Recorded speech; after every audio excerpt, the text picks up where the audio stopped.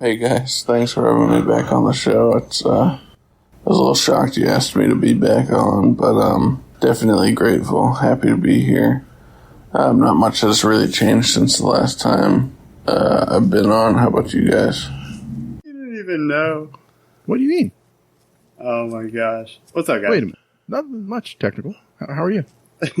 Doing good. No, you're technical. Shit. I can't tell. Everyone's name's Bell right now. It's driving me nuts. Yeah, man, we've been good. Doing well. Is that technical or is that Bell? I have an easy way to tell the two apart now. Okay. Uh-huh. Technical said in the Discord that technical sounds like he has a mouthful of peanut butter, and Bell has Southern charm. Now, you know what I always get confused with? I always think technical is the one that works on Mercedes and works with Raffi. But it's actually Bell, isn't it? Yes. Yeah. Damn it. See, that's the part I get confused. I knew that part. That's the part that always gets me. I always want to ask technical since his name's technical. I'm like, dude, what's up with this on this Mercedes? And he's like, what are you talking about? We're all the same. We're all one. Oh my goodness. It's all the Goop Troop, man. That's what's throwing me off. It's all Goop Troop. Yeah, we have definitely grown. We're overtaking. Guardian down.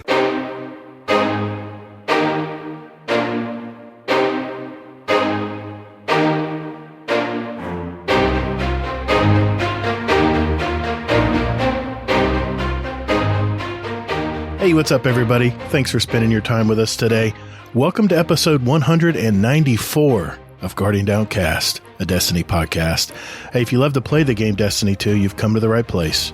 We're a couple of gamer dads that have played Destiny since the day one release back in 2014, and we're just as passionate about it today as we were back then.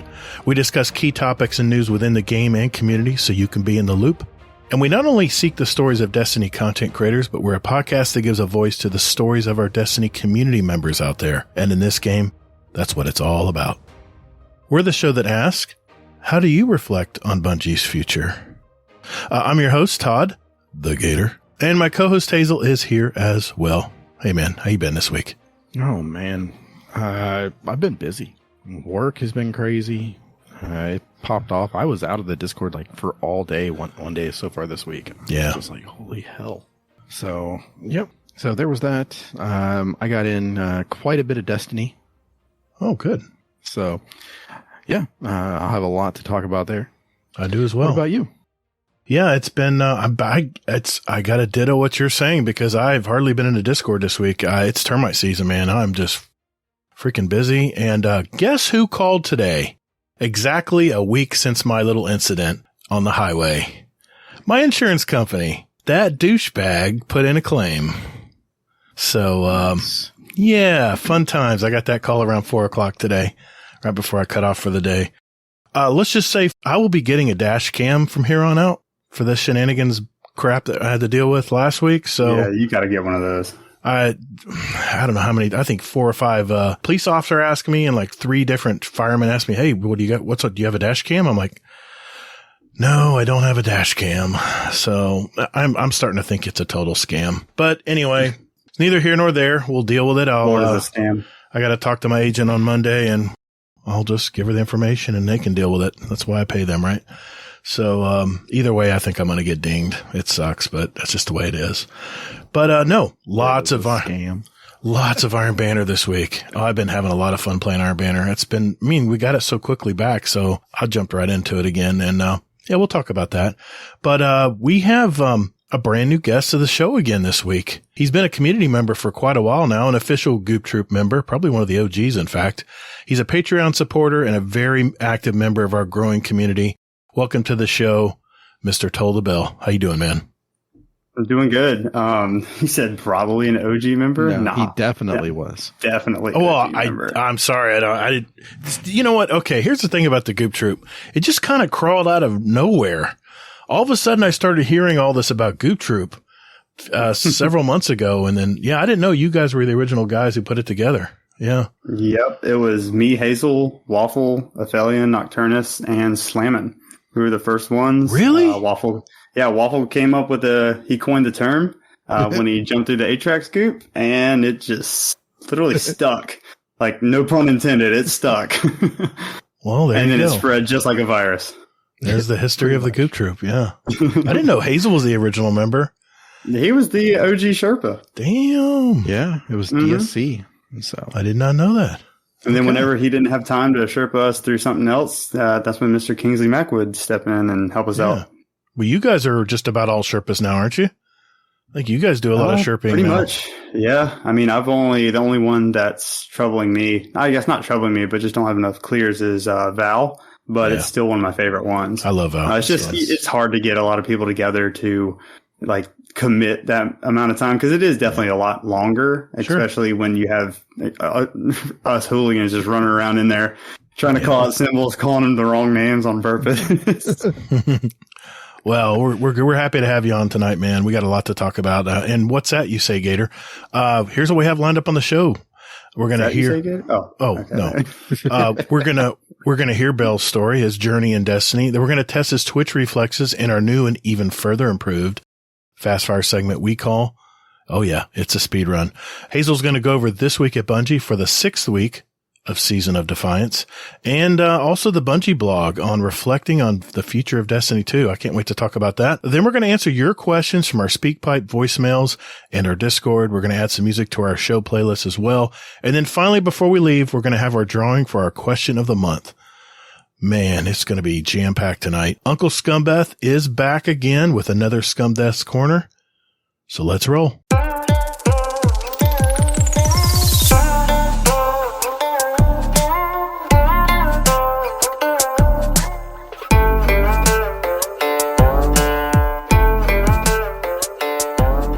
Hey, thanks for listening to Guardian Downcast. You can find us on Twitter at Guardian_D_cast.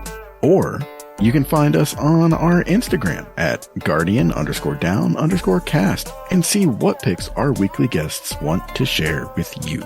Or, you know what? Just visit our website at GuardianDowncast.com for all of our contact information and where else you can find us to play any past episodes you like in any order you like, right from your browser. Man, don't or me. Hey, Guardians, while you're at it, follow our Guardian Downcast show playlist. We have it on Spotify and Apple Music.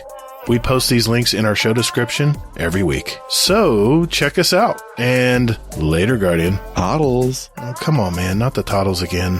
What's wrong with the Toddles? Nothing, I guess. Yeah, if you don't like it, you can always edit it out. Yeah, I'll edit it. Okay.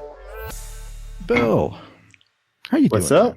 How you doing? I am doing good, man. Just, you said ditto to Gator's kind of week and this and the other with all the work and stuff. And I would just say Tritto. Honestly, I am the same way, man. I work a ton, work my butt off. Always been that way. But it's been great. Yesterday we hopped in that raid, and it's been nice getting some time in. I was able to play a couple things with Priceless after. We went into a couple Iron Banner matches, but I mean, just how I've been, man, that's just been work. That's the easiest answer right there. It's just been work and trying to find as much time to, kind of unwind and stuff. Nice. What do you do for work? I am a technician for Mercedes-Benz. I do work with Ref. The rumors are true.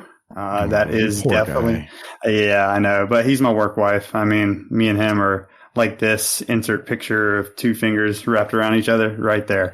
Like that's my guy. Like, love that guy to death. But yeah, so I do that during the week, and on the weekend I am a bartender actually for wedding receptions and everything. So I work with my girlfriend, and she got me into that a couple of years back. And that is one of the biggest social releases that anybody could ever have.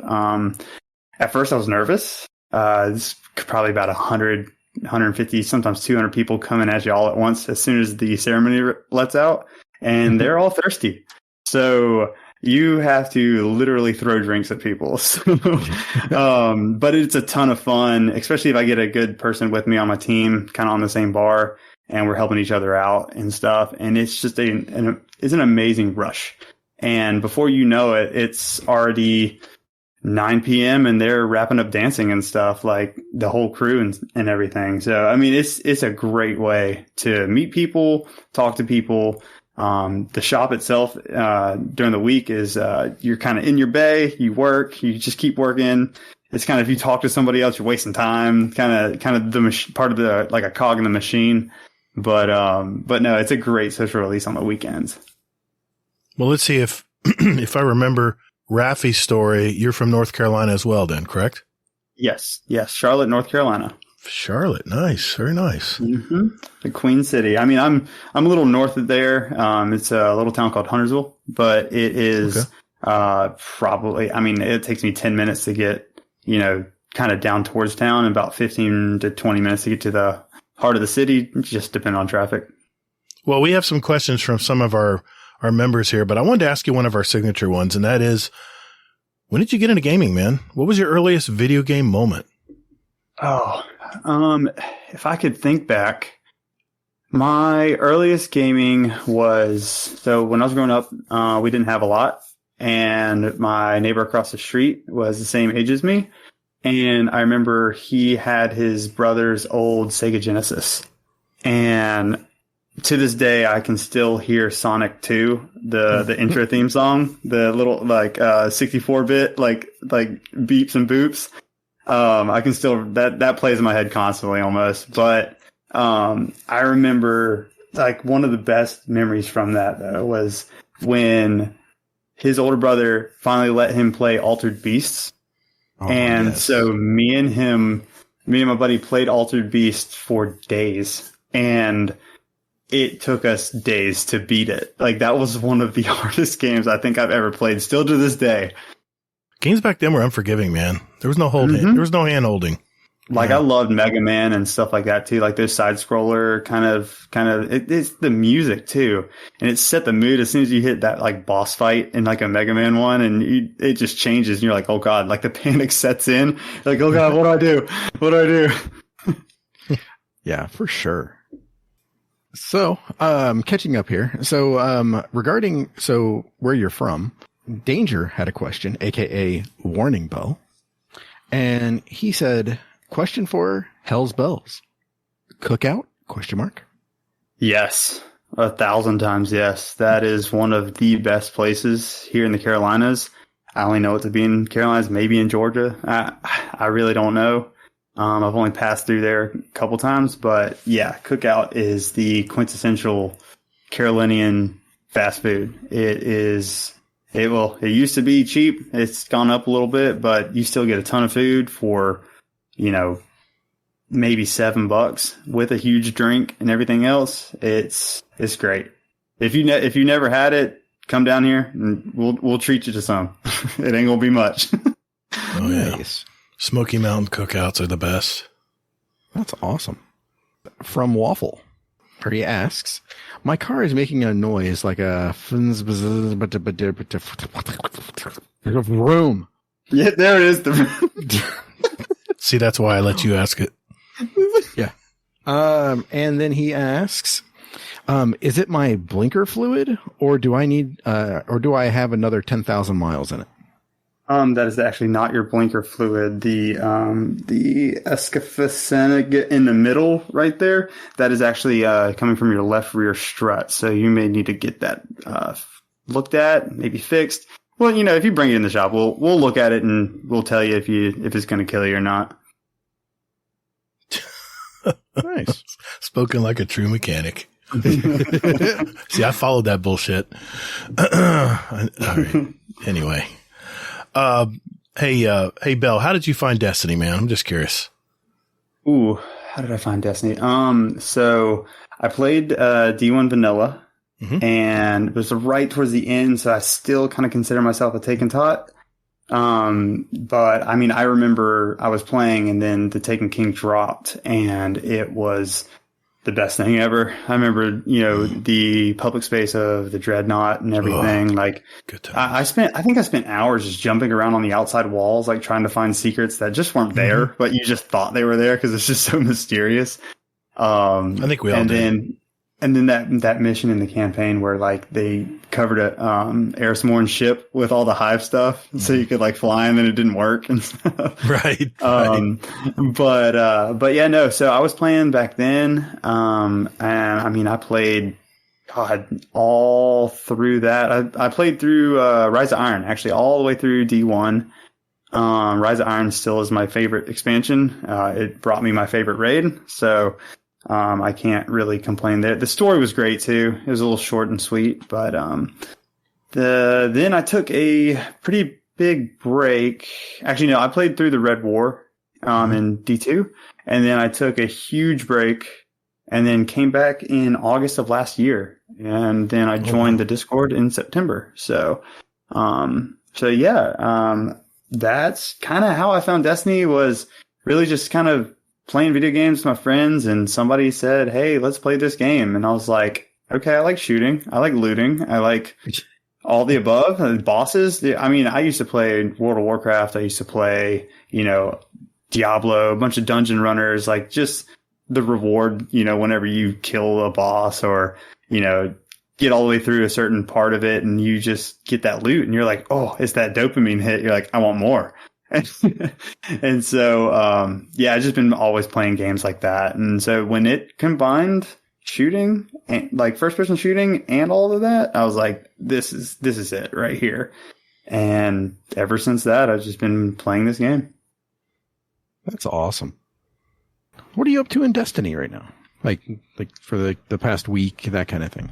Past week has been a little light. Everyone knows that, adulting, you have to do it.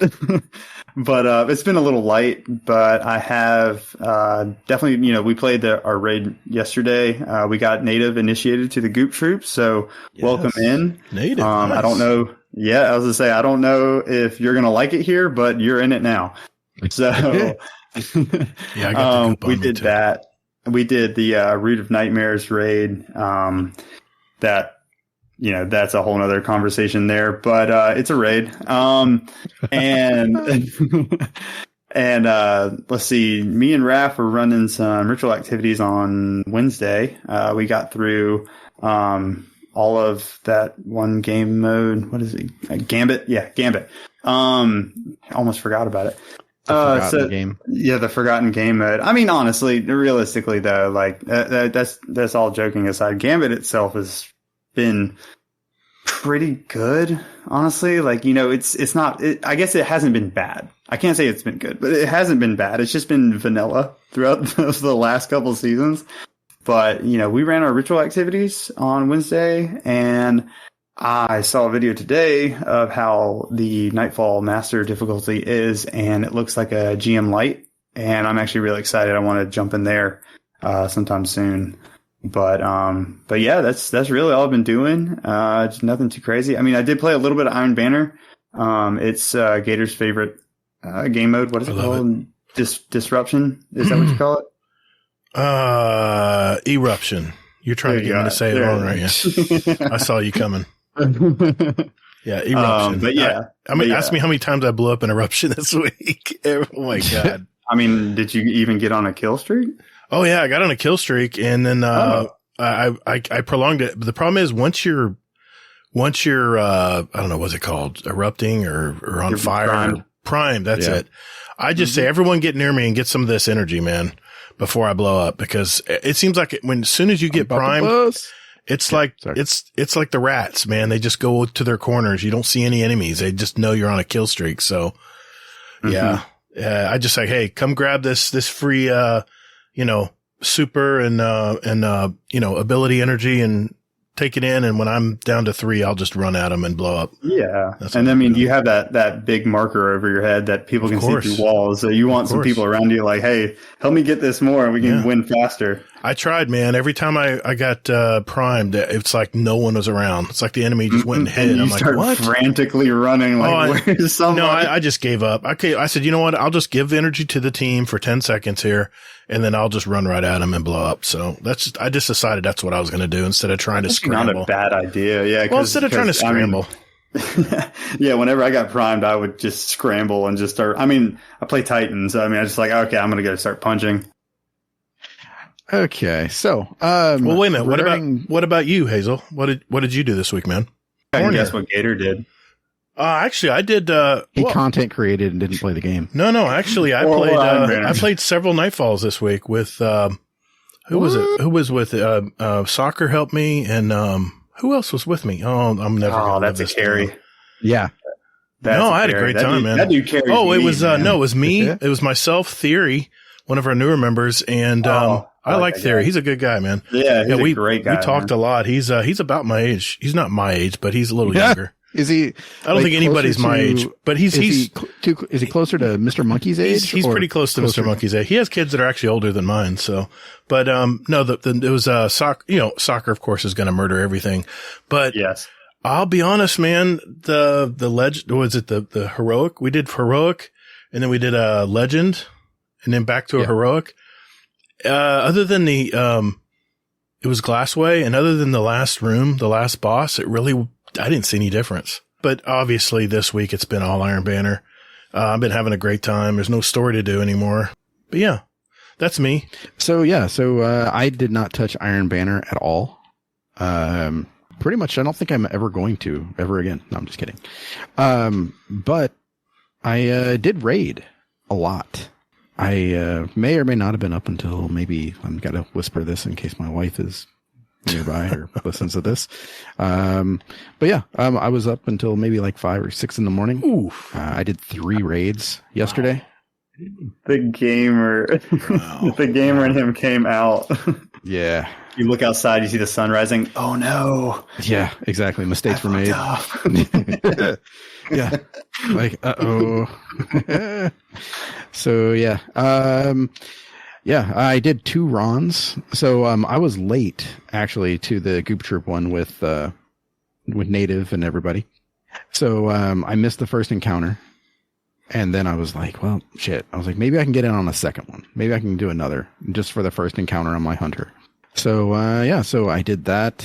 I did a second Ron last night, and it was with like I had the typical, LFG experience where one guy's like, oh, I know what I'm doing. Oh god. Oh, famous last words. He sure as shit didn't. But I mean, it was okay. I mean, he knew enough. So, I mean, it sort of worked.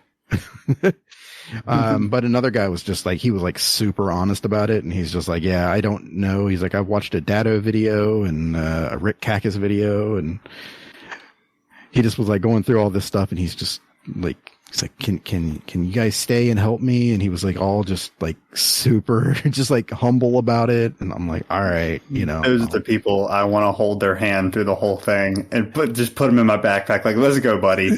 Exactly. I got you. Exactly. So yeah, so like I did the first encounter and I thought about leaving like after because like, hey, I got what I needed kind of thing. And I was just like, fuck. I was like, I don't want to do that to the guy. So I just went like, all right, you know what? I was like, I'll stay, but can I switch to my Titan? And they were like, oh yeah, sure. So I was able to get everything but the first encounter on my Titan. So I got a bunch of like 1806 gear. Yep. And then I did a King's Fall. Very nice. So I got a question for Hazel. How many clears do you have now, Ron? Just guesstimate. I'm going to hold you to it. You got I think 6 I'm up or 7? to 6, maybe 7. My question is has your opinion of the raid changed? No, Okay. It really hasn't. Okay. I mean, if anything, what's happened is that now it's sort of more of I think I know like where I would put it, and I would put it more as like a 6-person seasonal activity. Okay. Not really a dungeon because it's, I don't know. I think that's unfair. Okay. This dungeon's 3-man. Yeah. Yeah, exactly. Okay. I'm just and curious. Also the dungeons are, maybe a little more mechanic heavy, that kind of thing. I'm really enjoying the raid. It's really a fun raid for me. But why is it fun? I'm enjoying the camaraderie of it. Yeah. The things like I don't have to pay attention to anything basically because only 2 people are doing shit. Yeah. Yeah. Well, the reason I'm enjoying it is because a lot of raids I don't play enough. Let's face it, I don't play as much as you and Kingsley do, so I forget a lot of the communication tricks and stuff. And by the time I'm coming around trying to Sherpa it, I'm trying to remember exactly how we did it and stuff, like certain raids out there. But what I love about this raid is it's because it's very simple to do and the mechanics are very simple on it. I can actually teach people how to do it.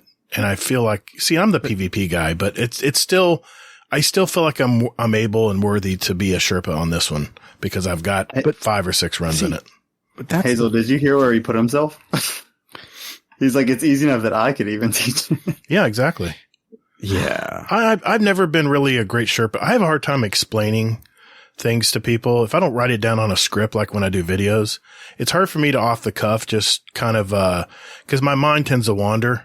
And it's hard for me to put like focus. Too many details in there. Sometimes? I do. Sometimes I do that. I'm the same way. But if I plan it out and put it on a script, for a video or something, then I can put my thoughts on paper. It's different. But when I'm in the moment trying to explain it, it just like I said, I'm just all over the place. So I'm not the best when it comes to that. But with this raid, I feel like it's so much easier, and for me, it's fun. I'm enjoying it. But it's just easier to teach people how to do it that haven't done it. Do you run nodes? Yeah, I do run nodes. That's why you're having fun. I mean, that's what I do too. I actually would like to do that. I would actually like to do the other parts too. In fact, I've done a little bit of everything now. So what other parts? I've killed I've been in charge of killing the big guys, the tormentors. It's a trap. I mean, killing the tormentors in time. Bitch. It's a big ad. Yeah. Okay. And the problem when I do nodes, the problem is if I see a scion, I'll say, I got the scion. I'm on the way there anyway. And sometimes I try to do too much. I try to do too much, but, I get myself in trouble sometimes. That's the Gator way right there. Like I said, the nodes is definitely the most fun because you definitely have something you got to do and you got to do it efficiently, especially on the last, with Nessie, but. The second encounter is where you have to be the most efficient. Well, actually, I handed it off to, I think I handed it off to Kingsley. I was like, Kingsley, it's your turn, buddy. I'm going to just kill ads over here with Miner. Miner can kill some ads, man. That guy's an ad clearing machine. I was like, okay, I'm getting my machine gun out because you're killing shit too quick, Miner. But, moving on. Question. So Aphelion.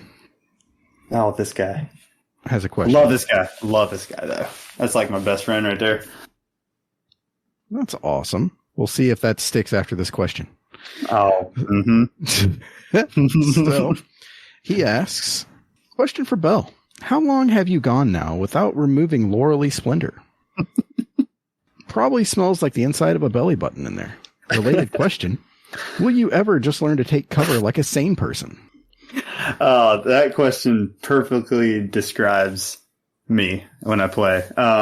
He has been playing with me ever since the initial Goop Troop run. After that, we kind of all met up, and I ended up talking with him for about 3 hours after that raid. Nice. And just talking about life, man, and like just really, really easy person to talk to. He's very, very intelligent. And but yeah, so he's seen about all sides of me playing, and every month after month after month, no matter what the meta is, what the build crafting changes, I still get that stupid flaming hat on. I rely so much on that crutch because I love going in there like a maniac, honestly. Like, I remember when I first changed the key bindings, cause I'm on PC, but I play with a controller. And I remember I changed the key bindings for throwing the hammer at somebody and catching it immediately instead of you punching again. Right. And once I figured that out, I've slapped that Laurely on. I was like, oh, let's go to town. And so I don't think that I will be taking it off. I know I'm going to be wearing a lot more once that new ornament rotates around into the Bright Dust store, because that new ornament holds shaders amazingly. Like that is gorgeous. I'm very biased because I love the helmet, but yeah, no, and taking cover, that's for warlocks, honestly. What? That's not for Titan. Hunters can go invis, they can dodge, they can do other cool stuff. Warlock's like, oh, I gotta pput this rift back here behind this wall. Hold on, let me Bell's asking for it tonight. Yeah. He's just asking for trouble. I had, the only time I ever played a warlock was in D1. I played a Void Warlock, and I played it for about 2 hours, and then I found Titan, and I was like, oh, this is cool. And then I was like, maybe I should try Hunter. And I was like, oh, that's cool too. And I was like, I'm going to go back to Titan. I like this. It feels like home, and been like that ever since. I actually didn't have a Warlock in D2 until maybe 3 months ago. And I was like, oh, this is going to be very viable. This is going to be great. Jumped that first time. And I was like, okay, I get it. There's a learning curve, right? I just did not learn that curve. I was like, nope, not doing that. So I just went back to Titan. I mean, to each their own. You know what I mean? You like Warlock. Yeah. Yeah. Hazel likes Hunter. I like Titan. We all cool having one of each. Well, I mean, you get good at a certain character and you get efficient at using it, and you want to stick to using something that comes easy to you. I get it. I mean, I learned Voidwalker first year of Destiny, and I never looked back. I love that. I love throwing Nova bombs, man. That is cool. I got a question from your brother here. Technical. He says, question for the Stroker. What qualifies as elitist? Since we are the same person, are we both elitists, or is it just you? What qualifies as an elitist? Yeah. Pinky in the air? Play like Hazel, I guess. Yeah, there you go. Play like anybody. Well, I'm not going to say anybody in the Goop Troop. Play like, we have certain people that we look up to in this community for a reason. They are natural born leaders, this and the other. To me, that's kind of like what an elitist is. I don't like to put that term for somebody that is, thinking that they're better than somebody else. I know that term's been used like that before, but for me, an elitist is somebody that knows how to play the game. They know how to build craft. They know what is right in each situation, and they can adapt very well. That's a good definition. No, I like that. Since we are the same person, are we both elitists? You are. I am not. I'm not at all. Not even a little bit. I jump in. I play the game. I know how it works. I get overloaded a lot. Definitely there's a processing problem upstairs. But I will get in there and I'll be like, oh, this is all new. Heck yeah, let me do this. And then I'll try something. I go, hey, I'm going to throw my Loreley back on so that way I don't die. And I'm just going to run in there and get that done. Got my loot. Okay, what's next? And so if that answers the last one, I am not an elitist. All right. That's cool. That's cool. No, I think it's a good definition. Someone who's self-sufficient, knows what to do, and knows how to build. Yeah, I like someone that can efficiently solo something. You know what I mean? Like, absolutely. If you're reliant on other people, I played this game for the community, for playing with people, meeting people, making friends. It's kind of like a social kind of thing. That's what it is for me. Yeah. Yeah. And so, that's what I like. I like playing with people that I know, or maybe even new people. Anybody out there listening, hit me up. I got you. If I'm on, I'm rarely on, but I got you. But yeah, I can relate to, this is why I like raiding. I can relate. You said you were talking to Aphelion for 3 hours after the raid. That's happened so many times with me, with friends in the community. So I get it, man. That's why I like raiding, because it's a social thing for me. But, so actually on that point, that actually brought up something. So the first ever episode I listened of this podcast was actually Native Raiders episode. Okay. Oh, and nice. So I remember I ended up being able to play with him about a couple months later, and it was that like, oh, this guy was on the show kind of syndrome, right? And so I was playing with him, and then after we were done playing, I don't even know what we were playing anymore. We were in chat for like another hour and a half, just talking and stuff. And he's the one that really kind of pushed me to be like, hey, like, you have a cool story, man. Like, you should go on the show. And I was like, nah, like, me? Nah. You don't want to hear me. but yeah, no, and he's the one that definitely kind of pushed a little bit like, hey, dude, you totally should. Kind of gave me that little shot of confidence. And so I appreciate him. Good deal. Nice. Good deal. It's awesome. Some more signature. Hey, Gator. Oh, yeah. What? We need to talk about one thing real quick. Yeah. That we forgot to mention. What's that? The raid that we did for the UK people. Oh, yeah. Did you guys ever finish that? I had to leave, and I think I got 3 hours in and I had to go. But, it was, let's see, it was Hades and his, fiance, Parla Sprite. I think average D2 player was in there. He had COVID, and he's sitting there he's just sitting there muscling through, just hanging in there. What a champ, man. And of course, Mr. Monkey, his snarky self. I mean, he was doing well too. And, we were all, I think, what was it? Half our raid team had never run these, like we're at totems and stuff. They had never run them before. So we were trying to explain it. I was trying to explain it. And me, I just make it too confusing. So, it was funny. Gator we got it down explain what to do, and then like somebody else would have to explain. I was like, okay, guys, it's like a triad. It's like a triad. All we got to do, it's a rotating triad. It's all we got to worry about, right? And then I don't know, someone else said something very similar but very simplistic, and then they immediately got it. So I don't know. Hazel, do you remember our first raid together ever? The first time, the Patreon raid that we still have not done another one of.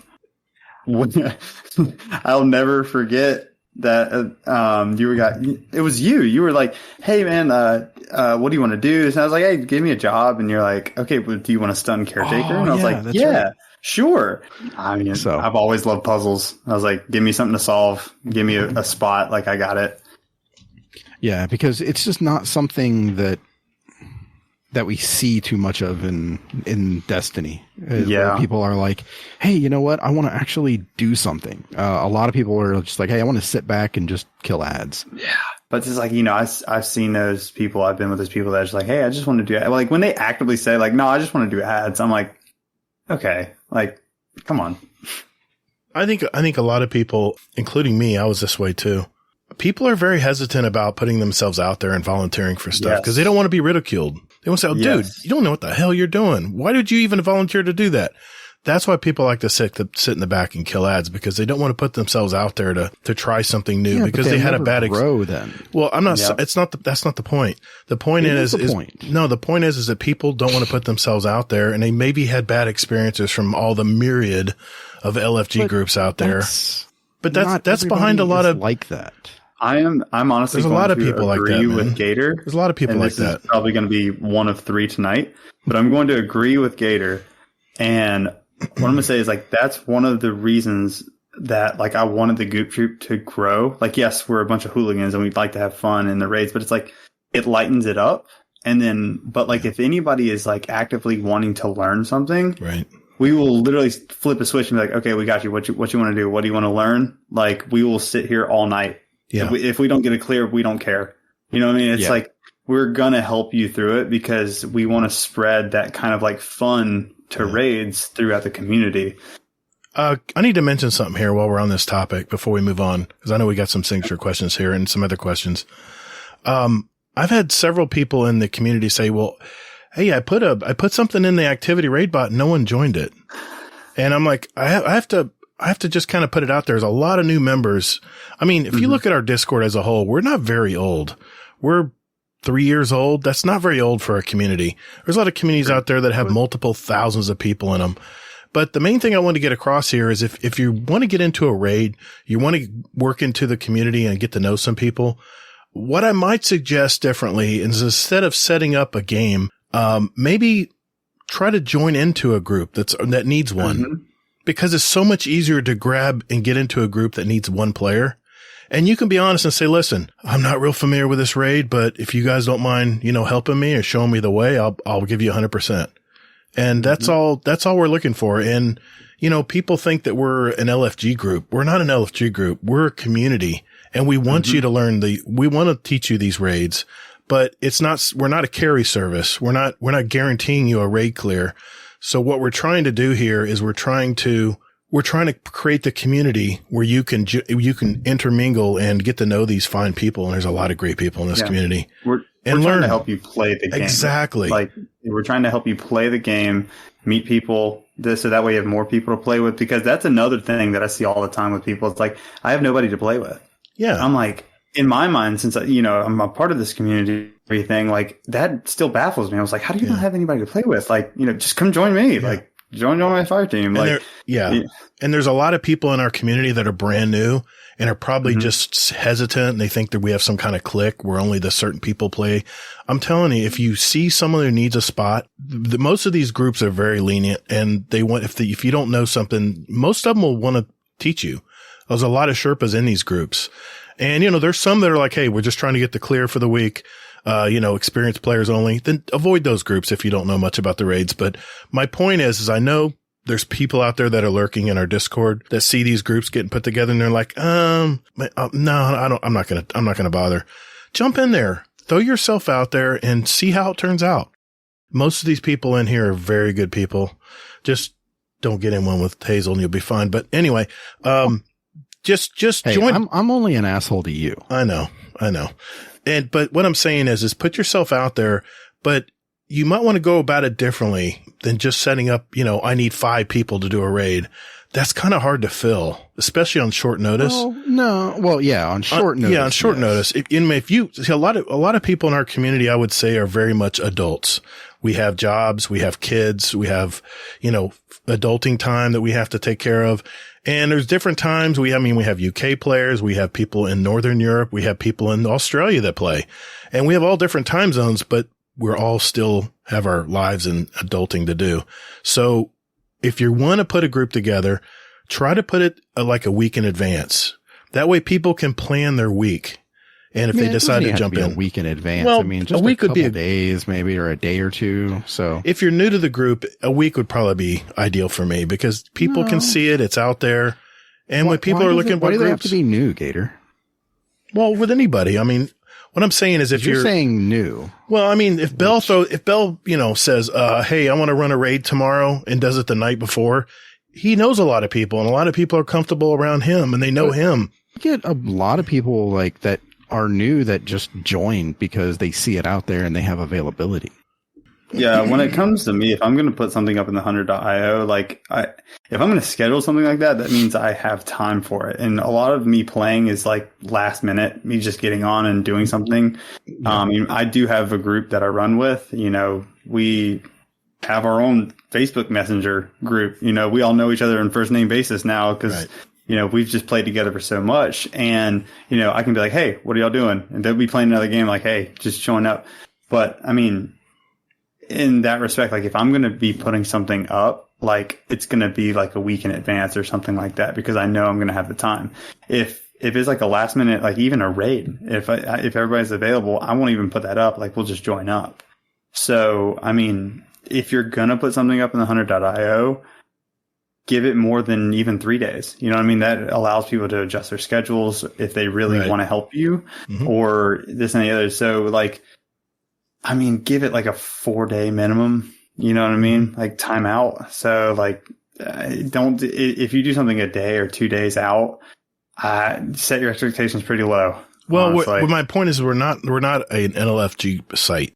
We're a community. And if you were looking for an NLFG site and you want someone to join within minutes, then you'll need to go to those sites, but you get what you get. But we're more of a community in here. We don't provide guaranteed LFGs. What we do guarantee is community and that there's good people in here that want to help you.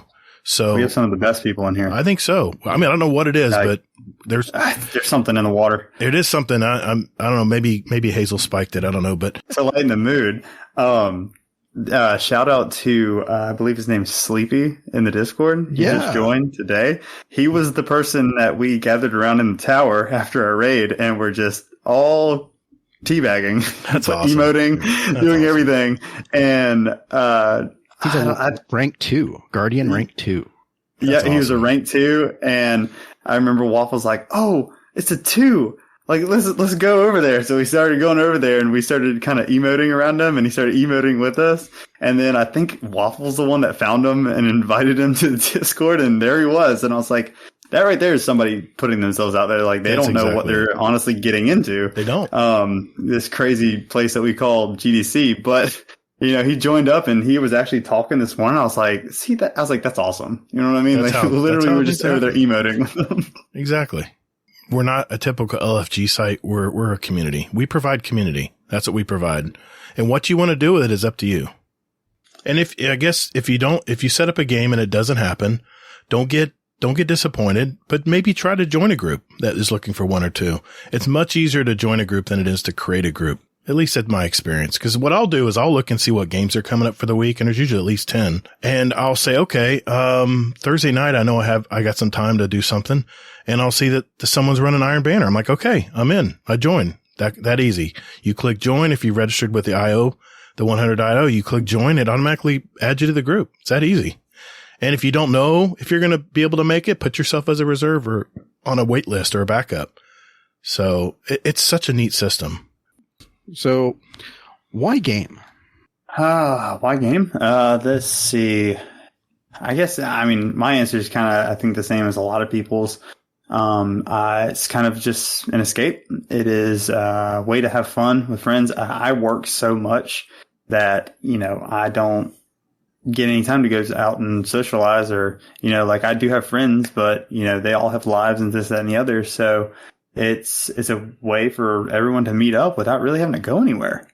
And especially in this game, you have raids that are problem solving kind of stuff. You have, you can be up against your buddies in a private PvP match if you want to, or test some stuff out, or just go into Iron Banner if you want to bang your head into a wall. You can do whatever you want to. So, games give you that freedom to either do whatever you want, express yourself in whatever way you want to. I'm not telling you how to live your life, but, it just gives you that freedom, and that's a little intoxicating. So that's what brings a lot of people back, is you just have that freedom.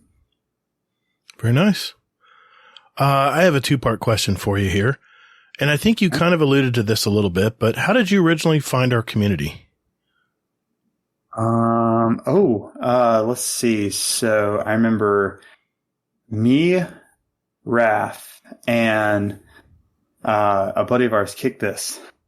We started playing Destiny, this, that, and the other. Mm-hmm. And so it slowly got me back into it. I was like, don't feed this machine. I used to play this game so much. I was like, I don't need this right now. I got way too much going on.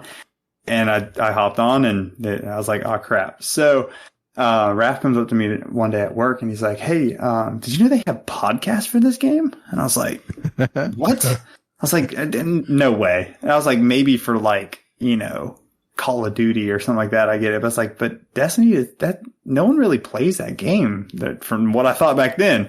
Now I'm like, oh my God, everyone plays this game. But he showed me Two Titans and a Hunter, of course. Mm-hmm. And it always comes up.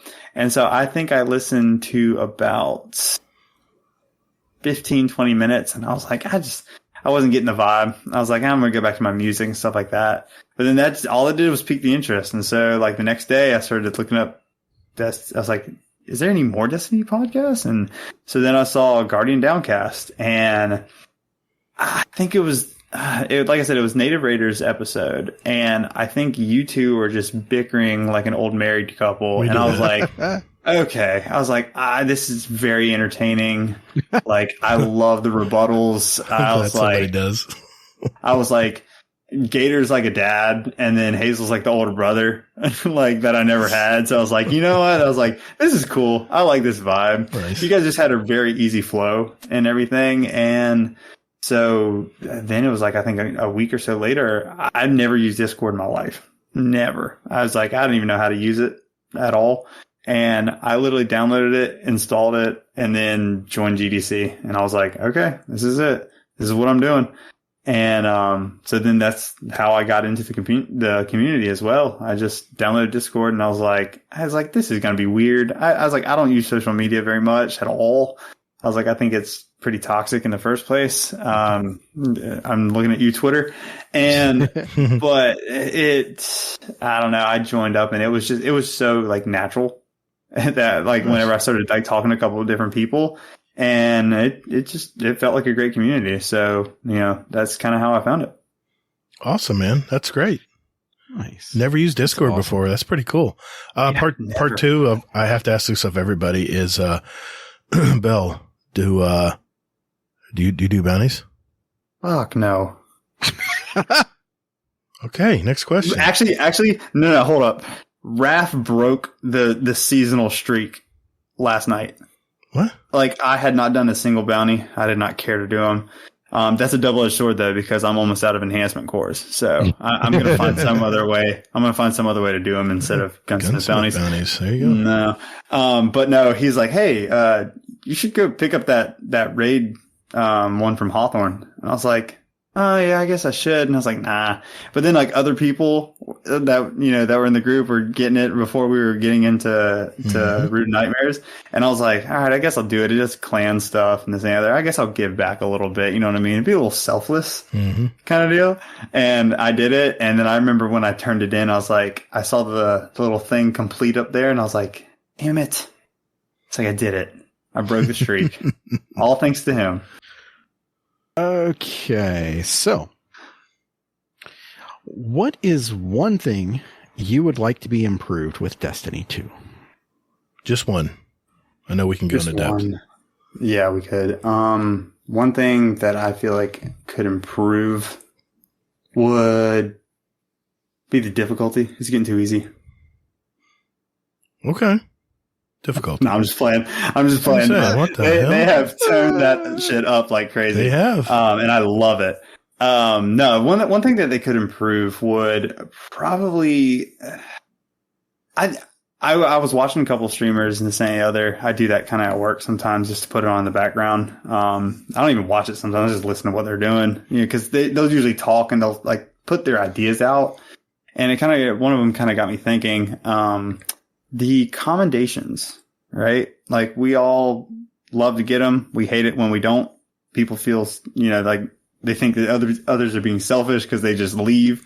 So well, like what if they had like some sort of like currency for it? Like if you had accommodation currencies that you could buy anything that you would need, like say me, like I'm low on enhancement cores. I like it. Well, I have this whole other currency from playing the game that I could just go turn in and grab whatever I need. Now, if that runs out, guess what? I have to play the game more. Right. So it's in that same Destiny kind of loop. But, I don't know. I just feel like a lot of times I will get, okay, this is literally just a rant about how I don't have any enhancement cores. I will literally get, because I like running GMs, harder content, this and the other, and I'll just get prisms all day long. Well, can I break those down into cores? No. There's a way you can do it, but it's a long while. It's a long way around. I would love to know. I would probably do it myself because I have probably 200 of those in about 150 in my postmaster and 50 in my inventory. So you get blue gear and you level it up, masterwork it, and then break it down again. But you have to use prisms. But doesn't that cost you even more? Yeah, you're using prisms to get enhancement cores. I know it's backcast. It's literally a crystal, and then you're breaking it into rocks. Like, just let me smash it with my hammer. You would think Destiny Bungie would do that. I know. Like it's because you get so much of one currency, then you're lacking in something else. So then you have to go do other things that you don't want to do to get that currency. Or how about 5,000 glimmer for an enhancement for a shard? What's wrong with that? They used to do it. An ascendant shard? No. That would be great. No. Okay, no, legendary shard. Because one thing people are running low on now is legendary shards because they're having to 5,000 glimmer for a legendary shard. Yeah, they used to do. Spider used to offer that in Forsaken. Oh yeah, you see, I used to buy a ton of shards. I used to buy a ton. How many legendary shards did you get? Oh, I used to stock up on them every week. No, I mean for 5,000 glimmer. Just one. What? What? Yeah. Whoa! Wait, one? 5,000 glimmer for one. That's what Spider used. That's what Spider used to offer. That's dumb. Yeah, no, it isn't. That's what he used to offer. Yes. You know how quick it is to get. What he offered. That doesn't mean. You know how quick it is to get. You can pillage 5 nodes on a planet and get 5,000 glimmer that quick. It's really easy to get glimmer. 5 villages. No, 5 resource nodes. It's that quick. Yeah, maybe even 3 or 4 if you get enough for it. But like that's what I'm saying. It's like if you had the accommodation currency or something like that, you could just use it for whatever you wanted to. Like say if you were buying something from a vendor, you would have this much glimmer, this many legendary shards, or like 5 accommodation coins. You know what they need? Something like that. You know how they would fix accommodations is these when you got to get so many accommodations per week for even just your clan. I know it's only 5. How about if you give or receive one, you get credit? Because I played the Strike playlist, and out of 3 games, 2 people forgot to give me anything, and I already gave them one. I like your thought there, Bo. my thought though is, what if we could do something with that score? Yeah, there you go. Just have another grind kind of deal, but like, just even be an able emblem. to do something with it, because Even now an it just means nothing. Yeah. Yeah. Like, can I turn in stuff and still keep my number, but can I turn in like these 40 Joybringer like things that I have here? Oh yeah. There you go. Maybe like certain vendors vendors take a certain color of the card of the accommodation or something like that. Like, just expand on kind of the economy, the economy of Destiny, of like, we shrunk it down to have, legendary shards and glimmer and stuff like that. Well, then when they did that, they upped everything, like the cost of everything. But then, there's better ways of getting glimmer now and this and the other. But it's like, again, you're having to go do stuff that you really don't want to do. And it's kind of taking that freedom away. Cause like now I have literally 2 enhancement cores. I'm looking at them and I'm like, okay, well, I guess I got to go farm those now. That's going to be a waste of my time. You have any finest matter weave in your inventory? I do. Yep. That's what I'm going to end up doing. Yeah. I got probably over 200 of those. So just go to the moon and keep shooting the wrong chest, and the yellow bar will keep appearing on you. Gator, that's what I'm saying. Like that takes. I know. If I was to use all of them, it takes time. I know. Like, let me just use, like, if I'm playing a certain activity, let me get something from that activity, so then I can go bank it there. All right, Bill. Imagine this. You grab this bounty. It says kill 10 things with a sidearm, and you get an enhancement core. Imagine that. Yeah, you get 1. Yeah. And you can only do like so many in a day. What if you actually activated a finest matter weave when you did it? Now you got 2. Okay. I mean, I'm not going to say you don't have a point, but at the same time, like, you think you should just get them for playing strikes or doing whatever you want. I know. Yeah. We talked about a long time. We've talked about that. And I mean, like in a bigger number, you know what I mean? Like, sure. I know what would really solve the enhancement core issue would be let me break my prisms down into cores. Well, that's the thing. They don't offer, you can't buy legendary shards and you can't buy cores. That's 2 things they need to add to the crypto. Yeah, a way to purchase it. Exactly. A way to purchase it. And we can just shuffle things around. Mm-hmm. Oh man, we're going down some rabbit holes tonight. I knew it was going to happen. I'm just going to give up. I'm just going to go with it. We're all over the place here. I know we talked about the Goop Troop. How big has the Goop Troop gotten now since its beginning? I know it started with just a fire team, but what do you think? How big do you think it is now? Yeah, so I mean, I don't really remember the date of when it started, but basically, it started with the 6, and then I actually tried to get a list together back in January, and back in January of this year, we had 20 members, and as of today, we have 32 members. I was going to say, I can look up that roll and tell you exactly how many you got. 32. Yep. Nice. Yep. 32 people. Wow. Yep, 32 people. And how you become a Goop Troop member is you have to run a raid with the Goop Troop. Yep, you have to have 4 members. Yeah. Yep, 4 members, so that way you get at least a decent amount of the whole Goop Troop experience. Absolutely. Where you have enough jesters in there to have fun. That's definitely that. But also enough people to kind of get through it, have a good time. Sure. And that's really the whole thing is, and no one's off limits. Anybody can join. We need to make some more games posted. Raf's been doing a really good job. I call him my little assistant when it comes to scheduling these games.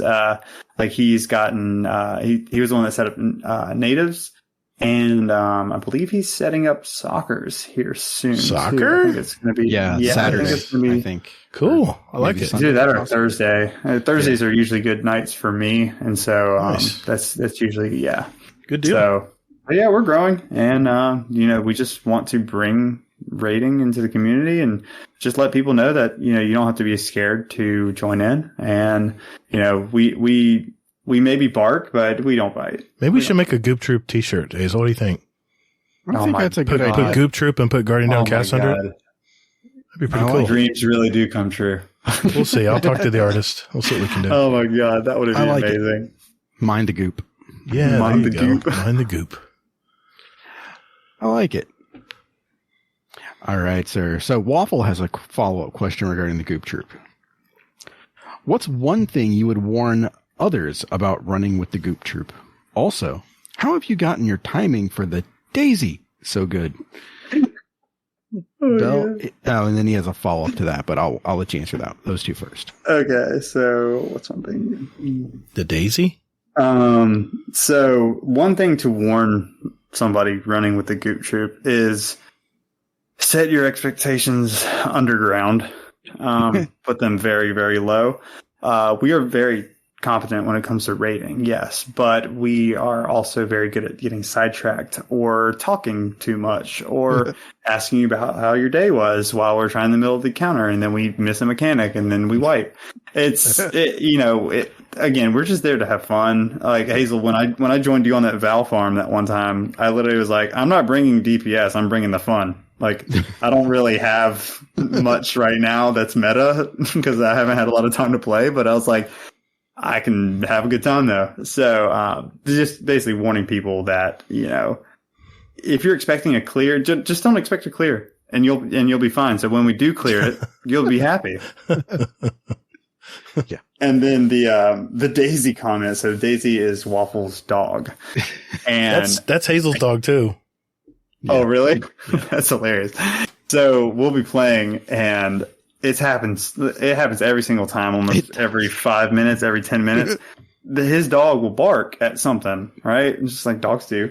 And there's like a certain pause and he'll go, Daisy, just like that.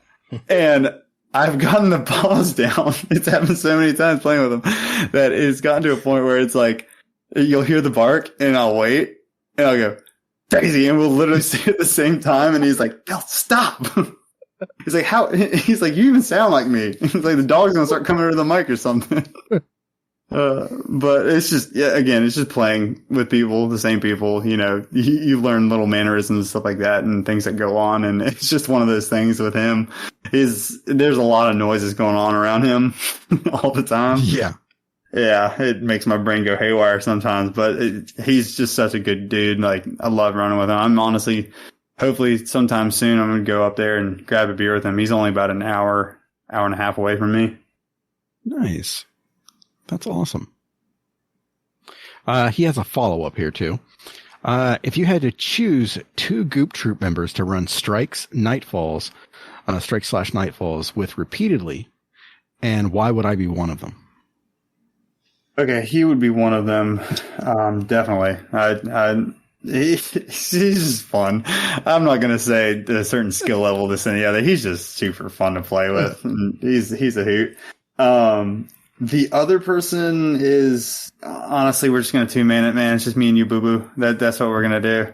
Aww. We don't need the other person. Nah, it would probably be Athelion. He's our Destiny dad. He literally will look at me and be like, Bell, why are you wearing Mask of the Quiet One? I was like, I saw a build with it. I was going to try it out real quick. And he's like, that thing is trash. Put it back in the trash can where it belongs. Put on Heart, you idiot. And I'm like, okay, Dad, I got you. I like this affiliate. Like, I thought it'd be viable. He's like, no, He's like, well, I don't want to see those horns come out of your head.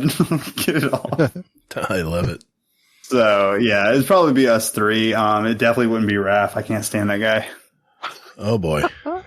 I was wondering why you didn't include Raph. So, okay, now I get it. I mean, you know all the comments he's been putting out there. Oh, yeah. I see it's time. Yeah, it's time. Okay. It's time. Fair enough. Moose had a question for you. Question for husband of Oryx. What Goop Troop member are you taking out? Your choice of with a sniper or on a date? All right. I need to describe this name just really briefly. We were running an Oryx checkpoint, and no matter what plate I went to, Oryx always kept coming to me. And so it just became, Oryx was my dad. It was my daddy. But let's see, taking out with a sniper, Raph, and on a date, probably Waffle. Honestly, I would do that. Yeah, me and him have a lot of similar interests, revolving around cars, this and the other, and we live in the same state. I wouldn't have to drive as much. It'd be a little bit cheaper. All right, Raffy has a question. Question for Jingle Balls. Goop Troop raid. 1 spot left. Who you picking? Hazel. What? Yeah. Really? You're gonna come in there 20 light levels under. No, it's just because I had an alt character. It was my alt count. As my alt account. That's why I was 20 light levels down. But that was your initiation run. Why would you use an alt? That's why you're like, they're both Todd the Gator. And at the very end, I'm like, no. They're both Todd the Gator. No. But yeah, it was an alt account. It was an alt account. And in retrospect, I probably should have brought One's my got a main account. capital T. No, they're both the same, actually. No. They're just different. They're just different Bungie ID numbers. Yeah. All right. That's fair enough, man. That's fair enough. Plus, he's a Titan. I get it. He likes Titan too. So I mean, he started it. He was the original Goop Troop. Yeah. All right. So I gotta give him that. With me. I gotta give him that. All right. Fine. Okay. We have some signature questions here. We're wrapping up. Want to make sure we get them across, and I'll start with this one. I think I know the answer, and it'll probably allude to something later in our show. But, dude, what's up with the gamer tag? Okay, so the gamer tag. I loved last week's episode because you're like, oh, it's not a play on someone's last. It's a play on my last name. It definitely is. But there's more meaning behind it. So, it's officially TolltheBell, correct? Yes, it's TolltheBell. Okay. And I did that in kind of remembrance of my dad. Mm-hmm. My dad passed away in November of 2021. Oh my God! Sorry, man. I appreciate it. He was a very, very big fan of literature and also rock and roll. And so I remember one of the kind of first songs, this and the other, or first bands that he introduced me to when I was probably like 8-9 years old was Metallica. And then I was like, oh, okay, cool. I like them. And then he kind of went into the alternative route and showed me like Foo Fighters, Red Hot Chili Peppers, stuff like that. And so I've always been a very big alternative rock and roll, like honestly, it's any kind of music at this point because I've dabbled in a lot of stuff. But it's a play on, the song For Whom the Bell Tolls, and that is actually related back to the poem by John Donne of For Whom the Bell Tolls. And it actually spoke a lot when I read it back after his passing. I read back over that poem, and it definitely described a lot of what was going on in his head. And it also described a lot of ways to help cope as well. And so once all of that kind of came together and I was trying to figure out a name, it's kind of more for like the Discord, because if you ever play with me, it literally just shows up as Bell. And that's why, a lot of people just, basically that's what they see when they're playing with me.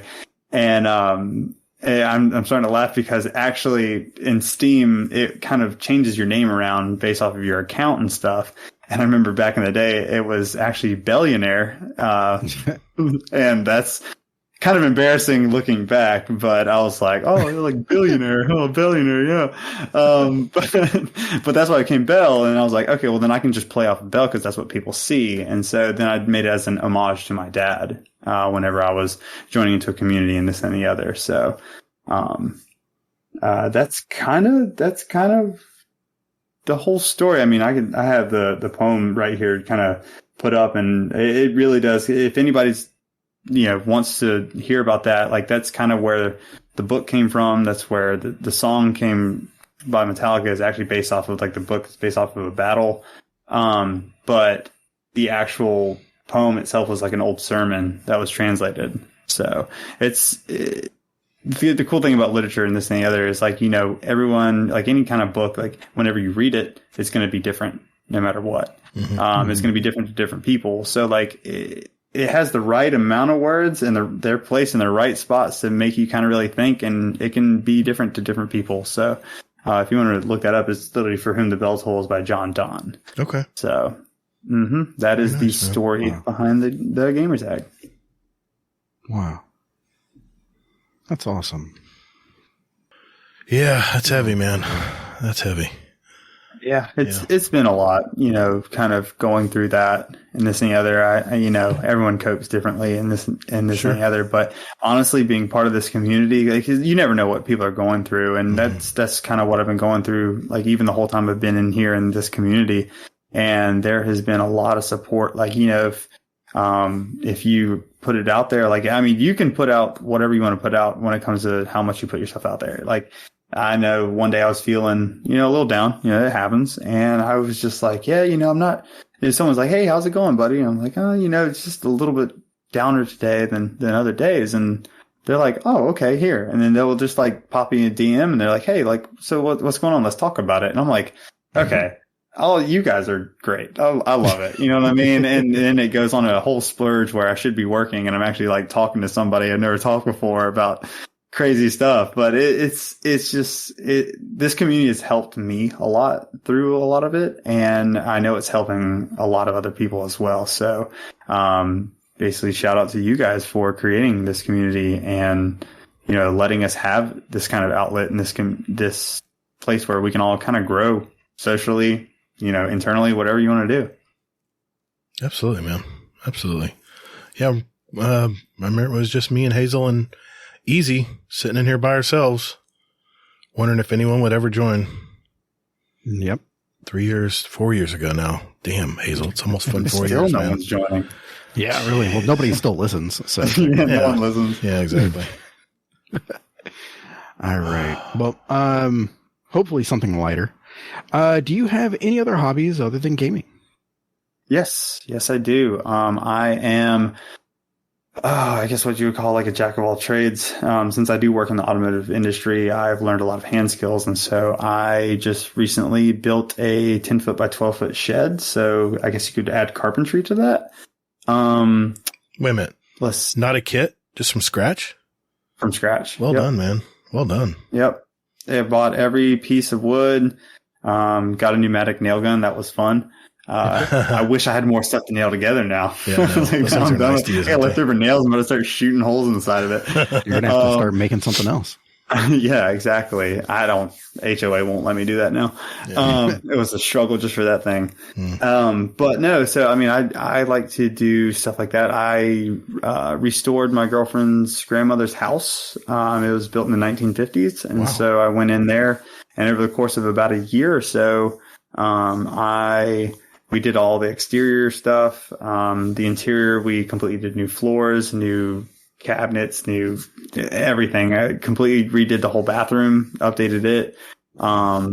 But that's kind of like jack of all trades stuff. But I would say like my biggest hobby is snowboarding. I am an avid snowboarder. You and Fluffy. I love just going up on the mountain and plummeting down at 40 miles an hour and hoping I don't die. I have been doing it for about 14 years now. And I used to be way better than I am now. Age has caught up to me. I'm not even that old. I did have a really big accident back in 2014, and it kind of shook me up a little bit. And now I don't go as hard anymore. I just kind of cruise. But I still love getting out there and stuff. I know me and Mullet have been talking a lot. He does that too, and I think he's from like Kentucky or something like that. And I was like, all right, we got to meet in the middle somewhere. Like maybe one of the North Carolina mountains or something like that. And you got to get a little trip together. Yeah, for sure. Mm-hmm. Good deal, man. Well, maybe Fluffy will join you too. Yeah. Well, he's up there a ways. I have not actually talked to him much at all in the Discord. Mm-hmm. Yeah. Well, I have a feeling that he'll message you after this. I think that would be cool. Set it up. The group I used to roll with, they all moved away and this and the other. And, I would just go solo most of the time just because I was like, I ain't stopping. Yeah. That mountain area. So, the more the merrier. Oh, yeah. Well, we'll let Hazel close out tonight then. I'll ask my final question, and that is, what's one thing about you that maybe our community might not know? Well, I mean, I guess something that a lot of people may have picked up already. I have extreme adult ADHD, ADD, ADHD, stuff like that. Mm-hmm. But honestly, I think that's something that people know, especially if you play with me. I definitely play like that. But no, so one thing that they probably didn't know about me is, I actually used to be in a church choir, and I used to sing and this and the other. And we actually were invited by the Archbishop of Denmark to go over there and tour Denmark and Sweden. Wow. Nice. Because we were actually, I guess another play on my name, we were actually a handbell choir as well. And they had never heard anything like that before. And so I never played the bells. I just sang and stuff. And that kind of led into more or less like more diving more into like music and this and the other. And so, I mean, shoot, even before that, I was in a couple different bands. I played bass guitar for a while. I sang in a couple different bands.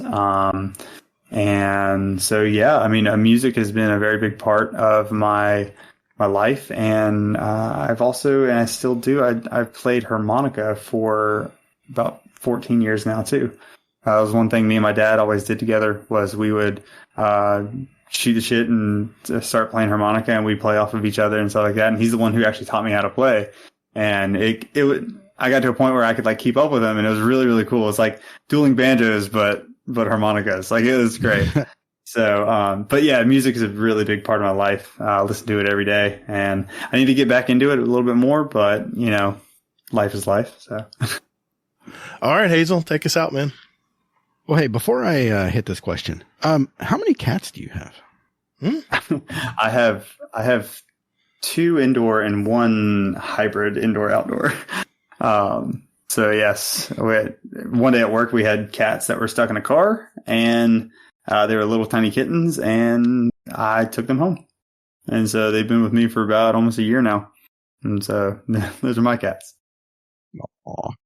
Yeah, they're cute little black cats. They're probably no more than 15 or more than 10 pounds right now. They're still young. They're still very squeaky. Noah's the very vocal one. If you're ever playing with me, you will probably hear him. The other one doesn't say much, but Noah will literally just start yelling in my ear. And I'm like, okay, you got to stop. Yes, I can attest to that. Yes. All right. Well, TolltheBell. Last question for right now. Mm-hmm. Do you have a motto or mantra or a couple of them that you live by? I would say kind of 2 things. I kind of touched on it earlier when it comes to raiding with us, but every day I go out the door, I set my expectations about underground, you know, and I'm not saying like, you know, every day is going to be a dark day, this and the other. I'm saying like, if you set your expectations low every single day when you walk out the door, you're opening up your world to countless amounts of enjoyment. You are like, the little things are going to bring you so much more excitement. Like, if you have your expectations set super high, then you're going to get let down. That's really just life, honestly. So really lower your expectations and also go with the flow. Like, you can only control what you can control, and you can't control other people. They're going to do what they're going to do. So you can control how you react to it, but you know, honestly, just ride that river. Go with the flow. I like it. Nice. Well, TolltheBell, brother, thanks for sharing your life with us tonight, man. Thanks for having it. Thank you. All right. Well, Bell will take a crack at the dreaded speed run right after this. Call the Praxic Order, call the Thanatonauts, the Ginseng Scribes, call everyone so they can witness you. All right, listeners, this segment is called The Speed Run. This is where we have a database of over 600 possible questions for our guest. And TolltheBell here will have 2 minutes to answer as many as he can. These are short 1 or 2 word answers. And at the end of the year, the guest with the most answered will win a prize and title of 2023 Speedrun Champion. The questions are custom curated by me, so no one can memorize the order, and just quickly answer what comes to mind. Tonight, I'm going to read out the questions from my list. Hazel is our timekeeper and quality control expert. In the event of a questionable answer, Hazel's decision will be final. Also, if I stammer or stumble, which I tend to do, Hazel will adjust the time accordingly. So I'll leave that to him. All right. Kingsley Mack is back as our current leader with 50 questions answered. So what do you think, Bell? You ready for this? Yeah, I'm still getting in the zone, and I'm there. All right, let's do it. Hazel, 2 minutes on the clock, please. Done. Here we go. 3, 2, 1. Warlock, Titan, or Hunter? Titan. Soda or pop? Soda. Void, solar, arc, or stasis? Void. If you could live anywhere in the world, where would it be? Where I'm at. Apple or orange juice? Apple. Controller or mouse and keyboard? Controller. Is exercising worth it? Yes. Strikes, Crucible, or Gambit? Strikes. Are you an AMC Stubbs member? Nope. Sniper or shotgun? Shotgun. If you could choose, who would voice your ghost? ADP. Boba or Mando? Boba. Human, Awoken, or Exo? Human. Crow or Cade? Cade. Is Scumdeath your uncle? Oh, yeah. What's your favorite Destiny planet? Nessus. Simpsons or South Park? South Park. Have you ever been to the Lighthouse? Nope. What's your best sandwich? Turkey. What armor slot do you use in Exotic? Helmet. Is Telesto the besto? Nope. Ikora, Cade, or Zavala? Zavala. Taken King or Forsaken? Taken King. What number am I thinking of? 37. Precision or spray and parry? Precision. What's your favorite word? Fuck. Destiny 2 seasonal events, yes or no? Yes. What's one thing you own that needs to be thrown out? Me. What's the worst job you've ever had? The one I'm at now. Do you watch anime? Yep. Do you have a tattoo? Nope. Vex or Cabal? Vex. Favorite drink? Soda. Surf or turf? Surf. Is tomato a fruit or a vegetable? Fruit. Got seeds. Football or hockey? Football. Can you drive a stick shift? Yep. Wired or wireless? Wired. Do aliens exist? Oh, yeah. Time travel or teleportation? Time travel. Star Trek or Star Wars? Star Wars? Europa, yay or nay? Yes. Mario or Luigi? Luigi. Nike or Adidas? Nike? Destiny 1 or Destiny 2? Destiny 1, dude. Burgers or hot dogs? Burgers. Fashion or function? Function? Cold pizza, yes or no? Yes. Dogs or cats? Cats. Pineapple on pizza? Sure. McDonald's or Taco Bell? Taco Bell. Dude. College or pro football? College. Sure. Oh, interesting. Interesting. I hope I tied. I think you're going to be happy with the answer. Hazel, how did you do, man? So, how many did Raffy get? 38. Oh, shit, dude. Oh, no. Oh, man. If I didn't beat him, I'm going to be really upset. Yeah. You got 52. Yeah, I was about to say, I don't think I'm going to be upset. Holy crap. 52. Wow. You were fucking moving, dude. I threw some extra questions in there for you, too, to throw you off, but you ran right through them, man. Well, granted, I practiced for the 2 that hung up on people, and that wasn't a lie either. I will literally have my ghost voiced by average Destiny 2 player. I love that dude. That would be I a love good his one. voice. Yes. Yeah, man. Have you heard him scream, dude? It's great. Well, we have a new champion, Mr. TolltheBell, with 52 answered. Let's go. Sorry, Kingsley. I thought that would last a lot longer, man. Wow. That was short-lived. Wow. He said Sin would beat him, so you still got Sin. Sin, you know, is going to be here before the end of the year. You know, he'll be aiming for you, man. Rodimus, too. Yeah, that's true. Well done, though, sir. Well done. Yep. Good job. I mean, I can't really defend it because I've gotten it done, but I think the number defends itself. Yeah, it does, man. It does. Yeah. You're on the podium right now, man. That's all that counts. Enjoy it, man. Enjoy. Yeah, my heart rate's a little elevated right now. You know what? That's funny. Fluffy has he's like an avid jogger. He's like super in shape. And he goes, I don't understand, but my heart rate's usually like at 40 or 45. And I don't know why, but it's like 100 right now. I pulled out I'll all never the forget ADD that. tricks. I closed my eyes. Whatever you got to do, don't man. even look at the screen. Well, because I would literally be looking through comments like, oh, wait, what? Well done, man. Well done. Nice. That was fun. All right. Well, listeners, I got a question for you. Do you have a great speedrun question?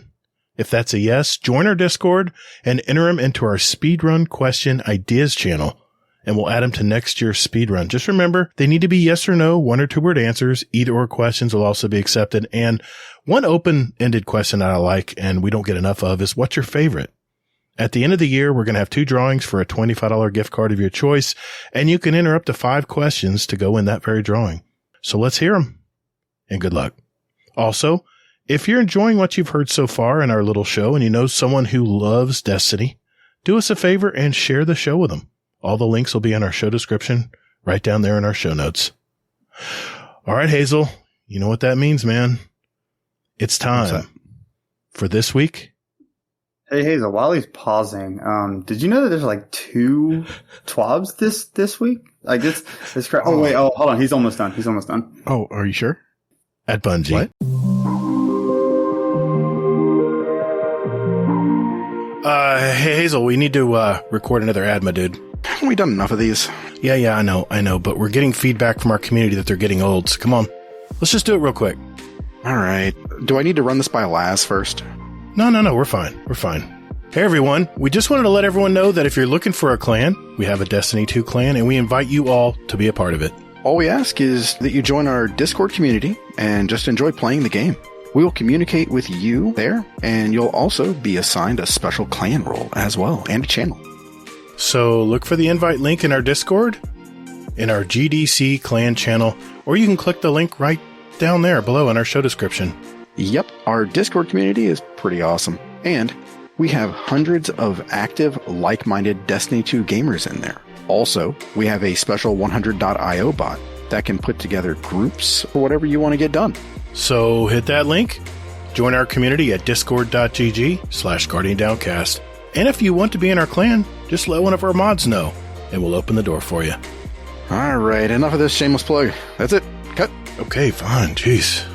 Later, Guardian. Laz? No, okay, I'm out. All right, Hazel. 6th week of Season of Defiance. What's going on with this week at Bungie, man? All right. So, this week at Bungie, just a couple things. Nothing too major, in the TWAB anyway. So, who wants to be a conqueror? GMs launch on Tuesday, reset. So, can't wait. That'll be a fun time for everybody to go in there with the new, mod system and everything like that to see how much stasis is used. Stalker, I need your help. Just go ahead and put that out there. Yeah, pretty sure Soccer. I think I figured out what Soccer does is he spends like the first week bashing his head into a wall, doing them all. And then he's like, okay, so I've got it all. I've got all the strats down. So then he's like, okay, here we go. I think I'm half the reason he's banging his head in the wall, though, because they're running and they're dying. That used to be me. It truly was. All right. So, just some quick notes here about GMs. There's going to be one burn that will cause 25% more damage, and 2 elemental surges and overcharged weapons, both granting 25% damage increases. And then don't forget, if you're using one of the surge elements, then you're going to get a bonus for your kinetic weapon as well. So there's that. You will be aware that basically once you get to 1815, you're pretty much GM ready. That's the highest you can be, pretty much for GMs to count. You're going to be 25 levels below the activity. So those enemies are going to hit, and they're going to hit hard. And they're going to take more hits, too. That's the other thing. Quick thing here. They didn't even touch these, did they? When they nerfed some of the other activities. No, they did. They did? Yeah. Okay. I didn't know if they adjusted it for this as well as the other. Yeah, because you figure, they only raise, it's 1815. So that's the highest that you can be. So if you're, are you thinking about like how they touched on like the Avalon mission and stuff where they last week's TWAB, where they lessened the difficulty of a lot of the regular nightfalls. Yeah, they adjusted it for the Mars Battleground. Okay. That's going to be a GM. Yeah, I think that's the only one that they adjusted for a GM. Everything else is going to be the same. Okay. Yeah. All right. Yep. Just curious. So, all right. Yep. So that's everything there. Interesting, it's GMs. My favorite thing to do in the game. Yep. I think I might get my Conqueror this season. My Conqueror plays. Well, I got a handful of them left. No, I got a handful of them left. Exactly. You do that, and I will gild my Iron Banner. If you do that, I'll play Gambit for at least a week. Straight. Seriously? Same. You realize I'm only 4 away, right? I'll take that week off. It's fine. I only need 4 of them to get Conqueror. I've gotten everything else. You have anything to do to push you there with the like the elements too, right?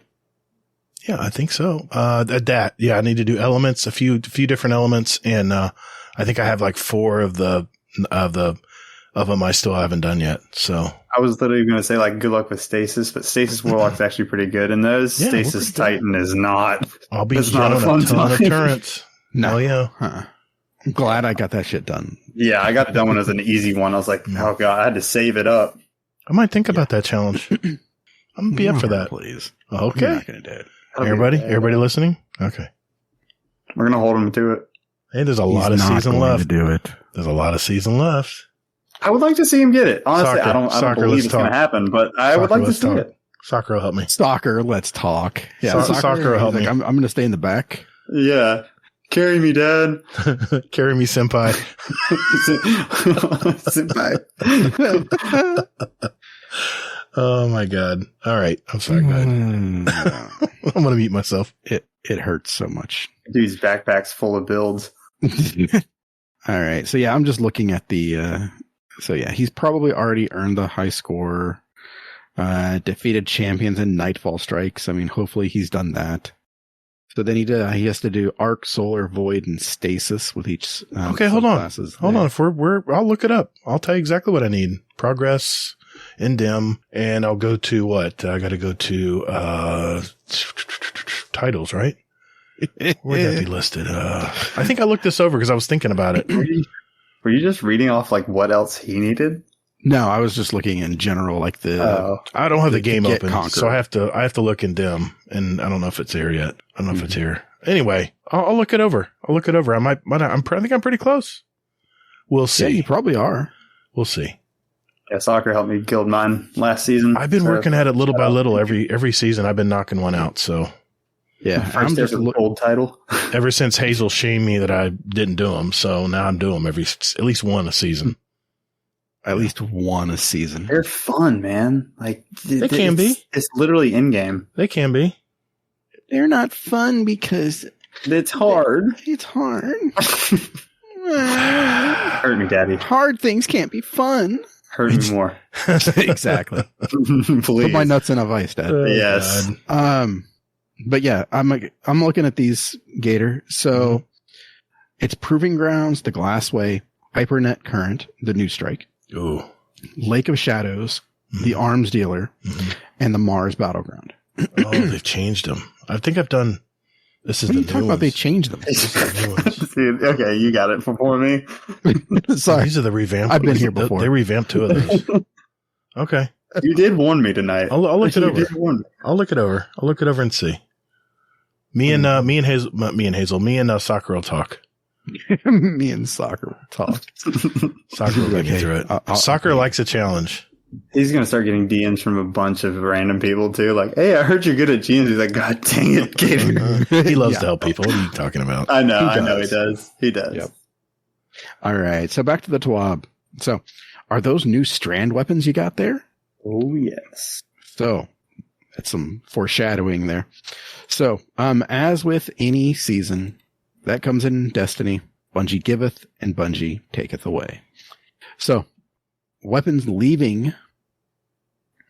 This is going to be at the end of this season. It's going to be Mindbender's Ambition. The Solar Aggressive Frame Shotgun is leaving. Last one is going to be April 18th. The Malicious Birthright. The Kinetic Lightweight Grenade Launcher. Final week will be May 2nd for that. Trials of Osiris. You are losing the Inquisitor. This is the Arc Precision Slug Shotgun. That's going to be 5/9. So May 9th there. The Whistler's Whim Kinetic Bow, lightweight one, is already out of rotation. So you either got it or you didn't. Sucks to be you if you didn't. By the way, I found what I need to get Conquer. You ready? Yeah. I got to play as a Solar and Stasis subclass, and I got to do 3 Nightfalls. Strike Grandmaster. Oh, I'm done. Shit. And I'm done. You're not going to hit that. I think we're pretty good on him not getting that. Yeah. Really? Yeah, he don't know. Prove us wrong. Prove us wrong. He doesn't know what that entails. That's not going to be hard at all. Yeah. Okay. I mean, honestly, the 3 he's going to pick are probably Proving Grounds, Arms Dealer, and Lake of Shadows. Lake of Shadows is not going to be easy this season. I played it on Heroic this week. It's definitely going to be a challenge. Solar. Yeah. I'll get it. I'll get Solar and Stasis. There is a cheese spot, though. He's going to have to play different subclasses. I know how to use these subclasses. You act like all I play is Void. I've played everything. I've tried everything. What fragments do you use on Solar? What's that? Fragments? What fragments do you use on solar? Hold on. I got builds for solar. Hold on a second. I got my snap grenade. Anyway. While he's looking up that to flex his solar skills, the Iron Banner is losing the Wizened Rebuke. This is the Arc High Impact Fusion Rifle and the Hero's Burden Void Adaptive Submachine Gun. And Competitive is losing the Rose Kinetic Hand Cannon. Sad day. Yep. So you may ask, well, if we're taking away, then what's Bungie adding? Oh, hey, Hazel, what's Bungie adding, by the way? Yeah. Wow. Like we planned. Sorry, I'm looking at my fragments. You told me to look at my fragments. I was looking at my fragments. No, we really didn't. Oh, okay. So weapons entering. The Nightfall's rotation is going to be the Braytech Osprey. This is the Void Rocket Launcher High Impact. The Loaded Questions Arc High Impact Fusion Rifle. I'm so glad that's back. Never got to use it. Ooh. It was the original one that had Reservoir Burst on it. Vanguard Strikes is getting the Positive Outlook. This is the Void Precision Auto Rifle, so it's going to take away some of the clout from Gnawing Hunger.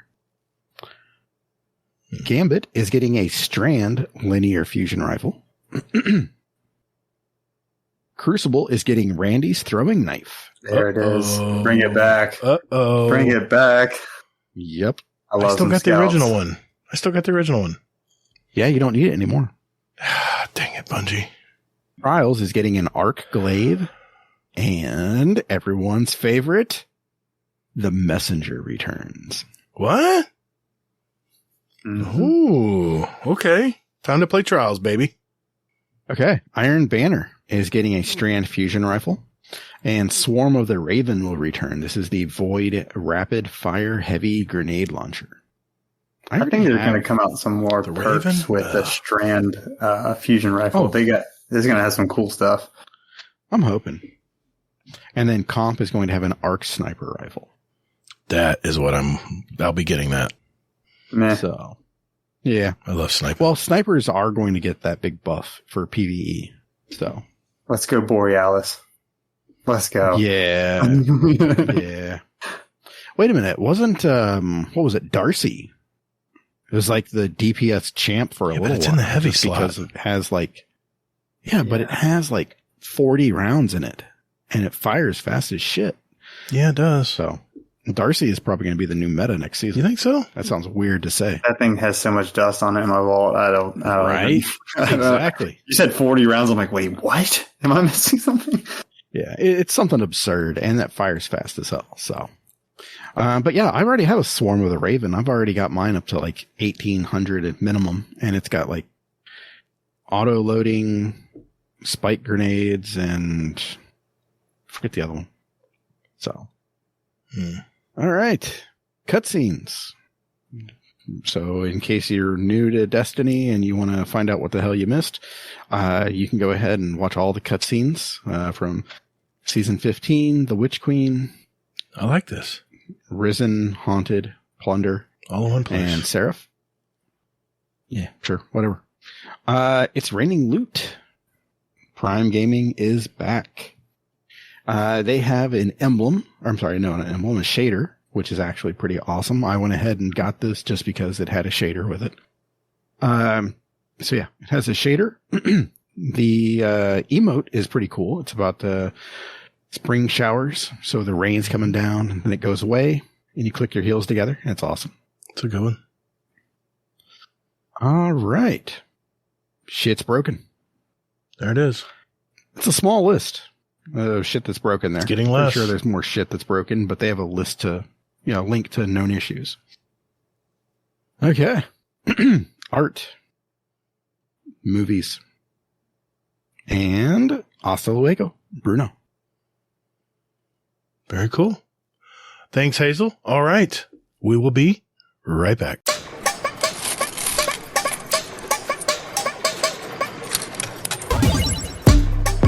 Hey guys, this is Marcus B814, and I'm guesting again over here on the Guardian Downcast, a Destiny podcast.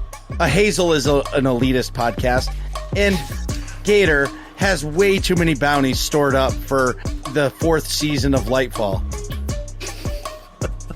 So, keep listening and enjoy the show.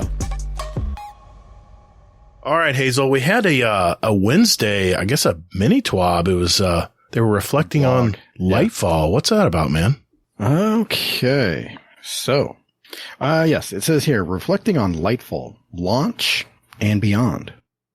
What I'm going to do is I'm going to go over this sort of like piece by piece, and then we'll talk about each piece, to whatever length we want to. And then at the end, final thoughts. Okay. Sounds good to me. All right. So, starts off with some words from good old Joe Blackburn. Joe. Yep. And the main thing I want to point out here is a big middle finger to a certain podcast that said some things that were just dumb to begin with, where he basically goes on to say that, and I can't wait to experience the conclusion to this saga alongside all of you as we make our way to the final shape.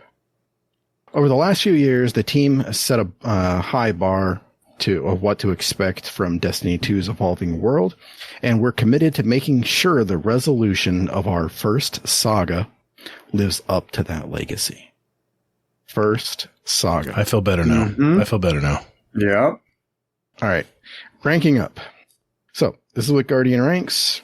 So with this, the goal that they want to reiterate here is that originally it was to help new lights set a path so that way they can go ahead and basically like know what to do and do like the easy stuff and ramp up to doing like master nightfalls and things along those lines. They sort of lost their way a little bit with this. They got too much in the weeds. And they basically have been making changes to this that we're all aware. So meeting our goals.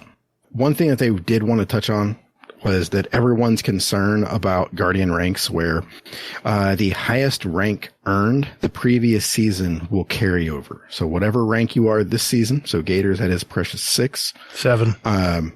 What? I'm at 7. I've been at 7. I'm almost at 8. Right. So Gator's at his 6. So if he finishes the season at season 6 or at number 6, then that's what's going to show next season. The next season, say that he gets actually ability to play the game, and then he can go to 7 after that. See, Bell, you see what I have to deal with every week, man. Every freaking week I have to deal with. He brought a full magazine too. He did. I know. And I'm at 7.5 right now. Thank you. Nice. It's like a kid when I'm like, I have to get the Lost Sector stuff done. I think Lost Sector stuff and a couple other things. Oh, have you done that? Or I guess solo stuff. I gotta do that still. Dude, I did that at 1810 light, and I crutched on Loreley and healing grenades, and I went through it. I wiped 3-4 different times, and I finally made all of it. It was Bunker E15 too, so I had help from the little robots. Yeah, and I still was like, I literally thought I got to like the end, and I thought I was gonna die. I was like, I'm totally gonna die, and I was like, wait, I'm still alive. I think I can do this. I get all the way to the end. I'm done. I was like, yes, I got my another 4 loadouts. That's the only reason I did this. It took me an hour and a half. I was like, I got it. And then it gave me like an enhancement prism and 2 enhancement cores and stuff. And I was like, okay, thanks. Yeah. Appreciate it. Thanks much. I just worked really hard for that. It was like, at least I got my loadouts, but I was like, come on. Nice. So your commendations you're going to lose a percentage of them each season rather than having your commendations reset. I don't like that. I'm just going to go ahead and throw that out there. But as the year goes on, it's important that we track your achievements throughout the seasons. In season 21, we're adding a new display to the journey screen. So it's going to show basically a bunch more information and things along those lines for you. Forever 6, this is Bungie basically saying, hey, we moved the Lost Sector completion and flawless to higher ranks, reduced the commendations requirements for 7 to 11. Long term, so this is for season 21, currently planned. Returning players will now start at rank 5, and ranking up from 5 to 7 will be faster than it was to get from 6 to 7. Rank renewal will be fast-tracked, so most players will have quickly renewed rank 7 by playing seasonal content, earning artifact power, completing seasonal challenges, and trying out the newest exotic. And then they're also remixing ranks 6 to 11 to provide a better expression of skill between those ranks. I don't exactly know what that means, but I'm going to just go with it anyway. It's very vague. Yeah. Yeah, I assume that what they're talking about with remixing is that it's actually going to take some of the requirements from like rank 11 and bringing them down to 6 or something like that. So okay. I don't know. I mean, that doesn't seem right, especially with the goal being that they want to help new lights progress into the game, you know? Yeah, they leave that remixing thing as very vague. Yeah. Well, they got to talk about something later as we get closer, right? They'll probably tell us. Carrot on the stick. Yep. Yeah, but who gives a shit? So, commendable objectives. Here's Bungie patting themselves on the back. So, basically, they've gone on to say that they reduced it from 7 to 9, the commendation requirements. They reduced the weekly powerful reward commendations requirement from 20 to 5. And then in the coming weeks, we're planning on additional updates to make giving and receiving commendations more meaningful, including updating eligibility for commendations based on activity participation or lack thereof. That should be interesting. And then adding a new commendation, sexiest guardian. Oh, I mean, I'm sorry, best dressed. Also, just so anybody was wondering, the metagame of adding commendations at the end of a PvP match, they did add 5 seconds to that screen for you. Mm-hmm. Okay. And starting in Season 21, objectives to receive leadership commendations in rank 10 and 11 will be retroactive for the season. So raids, dungeons that you that's good news. Lead from day 1 will count toward that progress. That's great news. Yeah. And then they go on to ask for feedback. So what do you guys think about this? I mean, I think honestly, the new commendation for best dressed, I think that's kind of fun. You know what I mean? Throw that in there. Like it's something. Realistically, commendations are commendations forever 6. That's just Gator's section. What? I'm at 7. Almost 8. But I mean, I think that stuff's all great and all, but I mean, the Guardian ranks, like, you know, carrying over the standard. I did hear that it's going to be a little bit, I guess it's going to look different. Like it's going to work that way, but whenever it resets, your number is going to be like faded or something. And then once you get back to where you need to be, then it's going to be like normal as it is now or something. Or it's like it's going to get like golden or something. So, you know, that's kind of finite details that, you know, that's cool that they're doing. I don't think it's going to affect the game too much. I think a lot of this section, I think, is just more or less just like displaying your rank. And, you know, if you play the game longer and you've done certain objectives and you get a higher rank, that's fine. But, you know, you're going to end up knowing what you know and you're going to play what you play. Yeah, I would agree. I think we kind of talked about this earlier, like stuff that we'd like to see with it. And I mean, I still think they're still getting it moving, you know, in the right direction. Yeah, it's still very new. And so there's going to be a lot of twabs and there's going to be a lot of like, you know, patches and this and the other that are going to be fixing this kind of stuff because they're actively working on it because they wanted to get it out with Lightfall. Mm-hmm. Gator? You know, I've been thinking about this accommodations thing. I remember when I saw the showcase long before Lightfall came out, I really had a different idea of what this accommodations in Guardian rank would be. I just had different ideas of what it would be. And I don't know. It's just kind of fallen short of my expectations. I thought they would do more here. I thought it'd be a little more. It doesn't matter. Well, that's what I was getting to. The point of this is it's a number over my head. Yeah. But here's the thing, man. We're gamers in a looter shooter game. So I know people are going to be prideful to have level 11 above their head. I get it. But what do you really get for a level 11? Do you get an emblem? Do you get bragging rights? Well, you were talking about using the accommodations as currency. I thought that was actually a pretty good idea. You know, like coupons, you can get discounted stuff or you can get those enhancement cores you want, you know? anything for a reason to use it, reason to get it, or say if you're ranked 10, you get more for getting accommodations. Like it's like a multiplier times 2 or 4 or something. Like, it makes you want to chase that, because then you have another way of like getting other items in the game, because that's realistically what this is revolving around. We're playing this game to get certain things to kind of replay the game again. I mean, don't get me wrong. You're going to have people who are completionists. I mean, I think Alana, every time we talk about stuff like this, I'm sure she wants to be all the way to 11. I guarantee you that's her mindset. But what percentage of players really are like that? She's pretty rare in the gamers, if you're looking at the overall gamers. I think we'll see. I mean, we'll see. It's how new. Many rank 11s are there? That's true. I agree. Yeah, it's metrics. I mean, it's a way for Bungie to tell you exactly how many percentages. But the thing is, we're gamers, and we got to have a carrot on the stick. What do we, we need to get something to, when I hit level 7, and I got to admit, when I turned gold and I was jumping high in the air at the tower, it was pretty cool, man. I'll be honest. I actually took some footage of it because it was pretty cool. It's the first time I've seen that, with yourself. And, you're you're glistening. You're like on fire a little bit. It's the coolest. That Bungie, well done. Well done. But other than that, what does it really do for me? Does it make me more powerful? Can I use that to get a discount at Cryptarch or something? Or can I get extra, like a ×2 on any kind of XP or something? I mean, what are we getting? Yeah, you could bank it on an XP game. Yeah, what are we getting for I know it sounds so shallow to say that, but we're gamers, man. We're playing a looter shooter. You got to give us a reason to do it other than just pride. That's where my mind's at with accommodations right now. It was fun to glow when I turned 7. It was fun.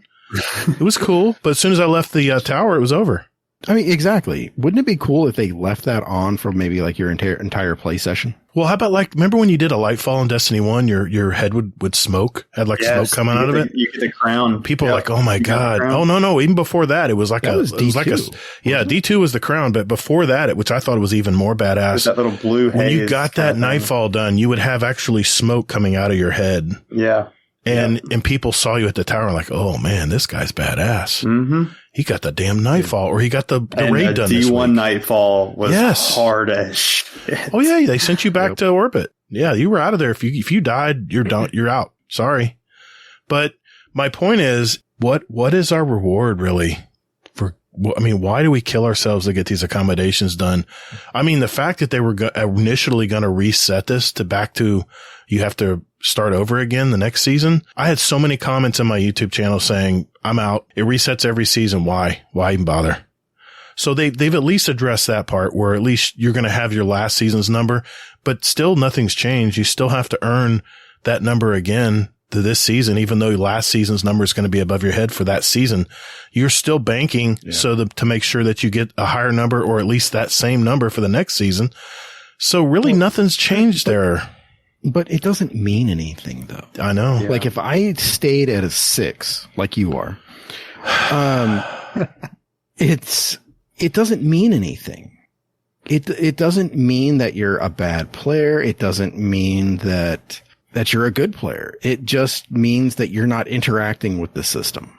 Yeah. All right, Hazel, don't let this go to your head, all right?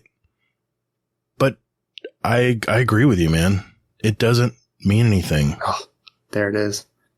It doesn't. It really doesn't. I mean, I got to put that in the book because we're on agreement there. There's no reason to do it.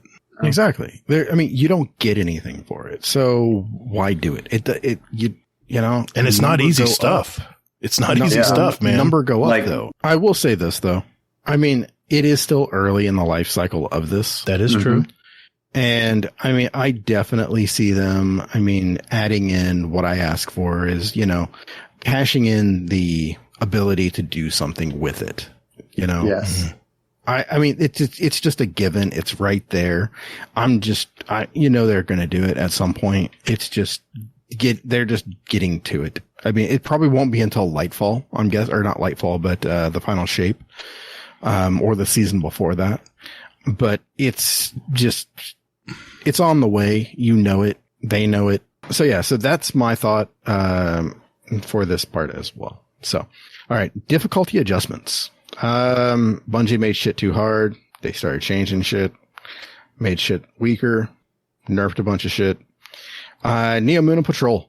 So with this, increase the spawn rate of the Vex Strike Force event in the Vex Incursion Zone. That's good. Have either of you gotten the Vex Strike Force yet? No. Is this the public event, right? Yeah, the this is the Scions? exotic public event. Oh, no. No, I haven't done that one yet. No. Dude, Is this the partition? Is this the partition? No. Okay. No, this is a special, like... Oh.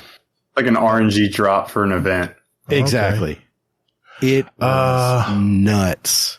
I mean, there were like 6 of us in there. It was all just LFG, not even LFG. It was just random. The public space. Yeah, just a public space. And there were like 6 of us like fighting to the death. You had 3 level 2s over Wait a there. minute. Is this the one with all the giant minotaurs and stuff you had to kill? Yeah, I've done that one. I've completed it. Yeah. With a random group. Yeah.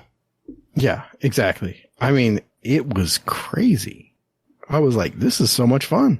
It was a lot. And it just kept getting harder and harder and harder. It ramped up. It's like a horde mode. Yeah. It kind of was. Mm-hmm. Yeah. It's just a shame. I haven't done one, random. but I saw it and I was like, that looks like. You're like, are we done? Are we done? Oh, no, there's a whole group over there now. Oh, shit. Okay. I'm out of ammo. Yeah. Anybody got any heavy? Okay. Partition activities are now replayable after replayable each week after earning your initial pinnacle. Reduce the rate that rank and file, aka red bars, are replaced by tougher elites as well. Reduce the spawn rate of turrets, specifically in Ahimsa Park.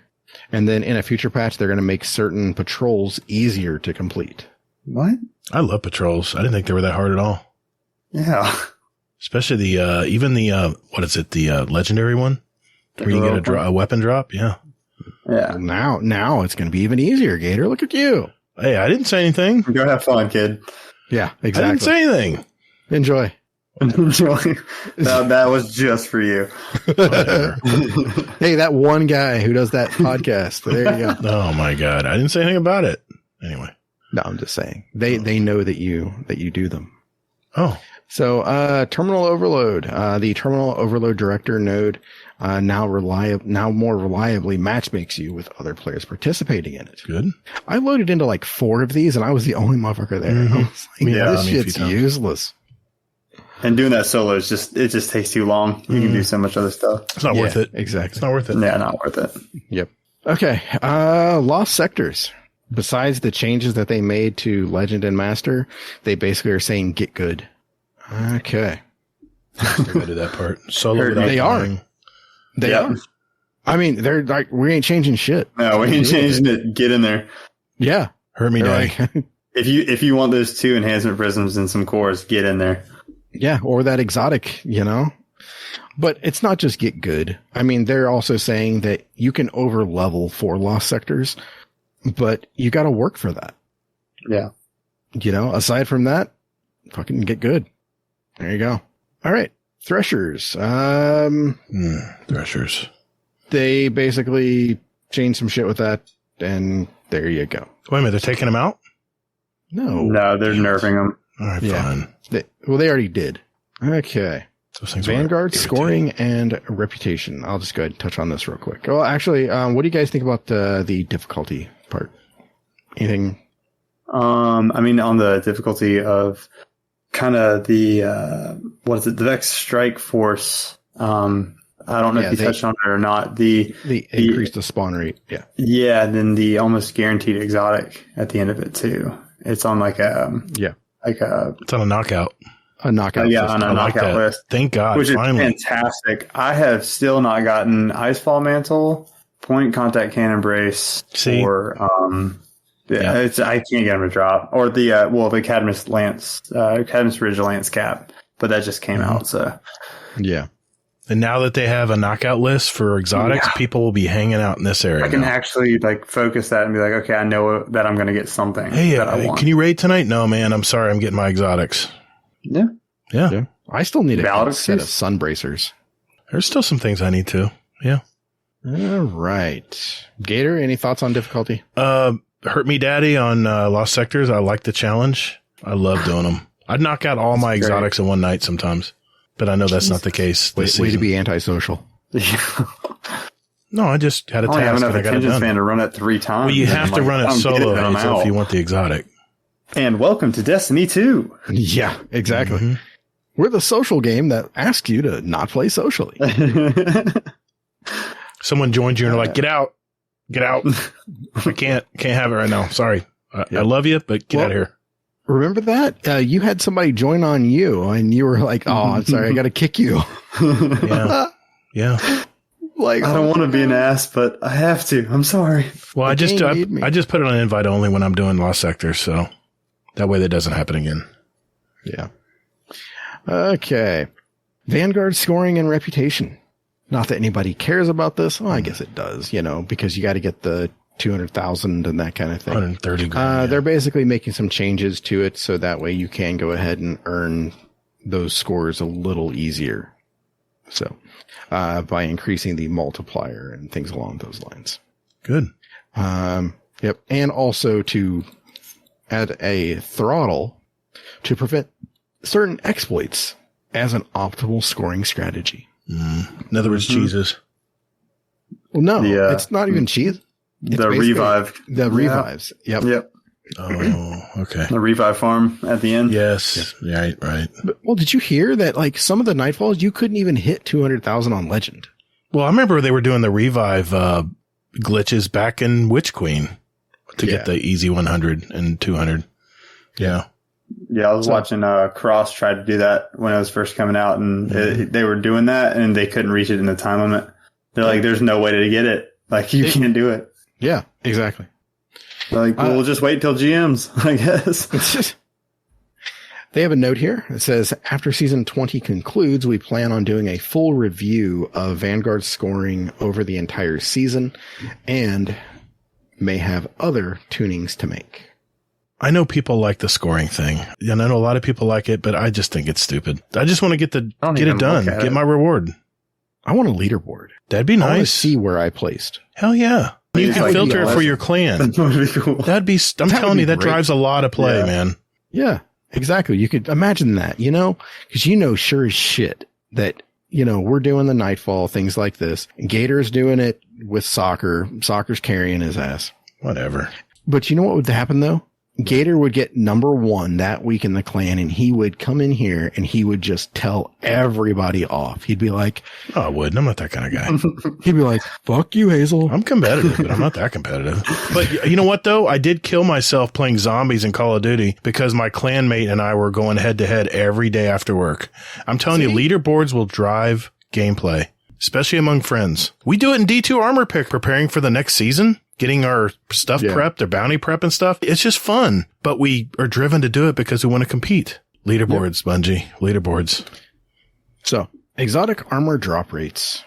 When we built Legend and Master Lost Sectors in Beyond Light, we envisioned them with 2 main gameplay goals. The player should have a place to test their builds solo against in-game content, and the player should have a place to acquire new rolls of exotic armor with some amount of determinism. Basically, they go on to say that, hey, we increase the drop rate by X amount. They don't tell us. Yeah. Usually, I think it is now between 3 and 4 runs. You'll get an exotic. That's reasonable. So they made them harder, and you have to do less of them. I'll take that. I'll take that. I'll take that trade. Yeah, maybe. So Lost Sectors aren't the only exotic source in town, though. In an upcoming update, the Vex Strike Force, this is that you talked about here, will have a knockout list to it. So that's going to be in a future update, not currently. So if you have all of the exotic armor, it will drop a random exotic. So that's coming this season, though. That's good. That's good news. Just don't know exactly when. I don't know. It just says an upcoming update, so I don't know when that would be. I would probably say next season. I'd be willing to say that it's before the end of this season. I don't know. I mean, this season we've got some time, so we got 45 days left. So, damn, that's gonna fly by. Okay, so any thoughts for this? Well, I said my piece about the scoring, but this is exotic. The exotic drop rates. I mean, heck yeah! Like I think Bill and I both agree here. harder activity, but less runs to get the drop. I'm all for everything has a knockout list. I want everything to have a knockout list. It does need it. It does need Jesus. that too. Like, if I'm going to spend that much time and that much headache doing something like that, let me get something I haven't got. Because, like, you know, I watched the build for, like, the Cavis Ridge, you know, Lance Cap. And I was like, oh, that's actually kind of cool. Stasis is all right. Like, you know, maybe I could try it. Now I don't have it. Okay, let me go try to get it. No, sorry. It's not your day for caps. You know, it's not your day for helmets. So you're going to have to wait. I'm like, why? Like, I want this now. Give me a way to get it now. So that's really nice. I do like the knockout list. I think it's the first time I've seen that, realistically. So yeah, they had it in D1. Mm-hmm. Yes, they had knockout lists there. Mm-hmm. But yep. All right. Yeah, I don't give a shit. You know, do whatever. So that's my thought on it. Okay. Coming in season 21, new build crafting updates. This was like insanely topical. So, Sovi in our Discord, he got on and he was asking, hey, you know, are there any good stasis builds for Titan? And Ronan chimed in and goes, yeah, you know, here's this build from Plunder the Booty. And I was like, oh, sweet. I was like, a good stasis build. I'm like, I need that. I was like, I got spots left on my Titan. I'm going to go ahead and set this up. And guess what? I couldn't do any of it because it was missing the core component of elemental shards. So I was like, yeah, guys, it's not going to work until this comes back. And, you know, we were all bummed in that. Well, guess what? Elemental charges are back. What? So what does that mean exactly? This is going to be next season. And collecting subclass collectible items, i.e. fire sprites, ionic traces, stasis shards, void breaches, will have an escalating chance to grant you a stack of armor charge. And then on strand, it'll be destroying tangles. I don't know about you guys, but tangles are a bitch to destroy. Takes a few bullets. Tanky. They take a lot of bullets. I mean, it's easier just to pick it up and throw it. Yeah, I just lob it at people. Or if I'm running Titan, I just throw it at my feet to get woven mail. Yeah. So, one thing I do want to call out though is that, it all basically depends on the frequency of, like the item that you're getting. So, like we all know stasis shards are plentiful when they pop. So, they're going to have basically like a smaller chance of getting that armor charge. And so you're going to have to collect more of them to get one. So it's weighted. Yeah. The other thing they're doing is Seeking Wells. Oh, I'm sorry. Powerful Attraction. It's basically seeking orbs this time.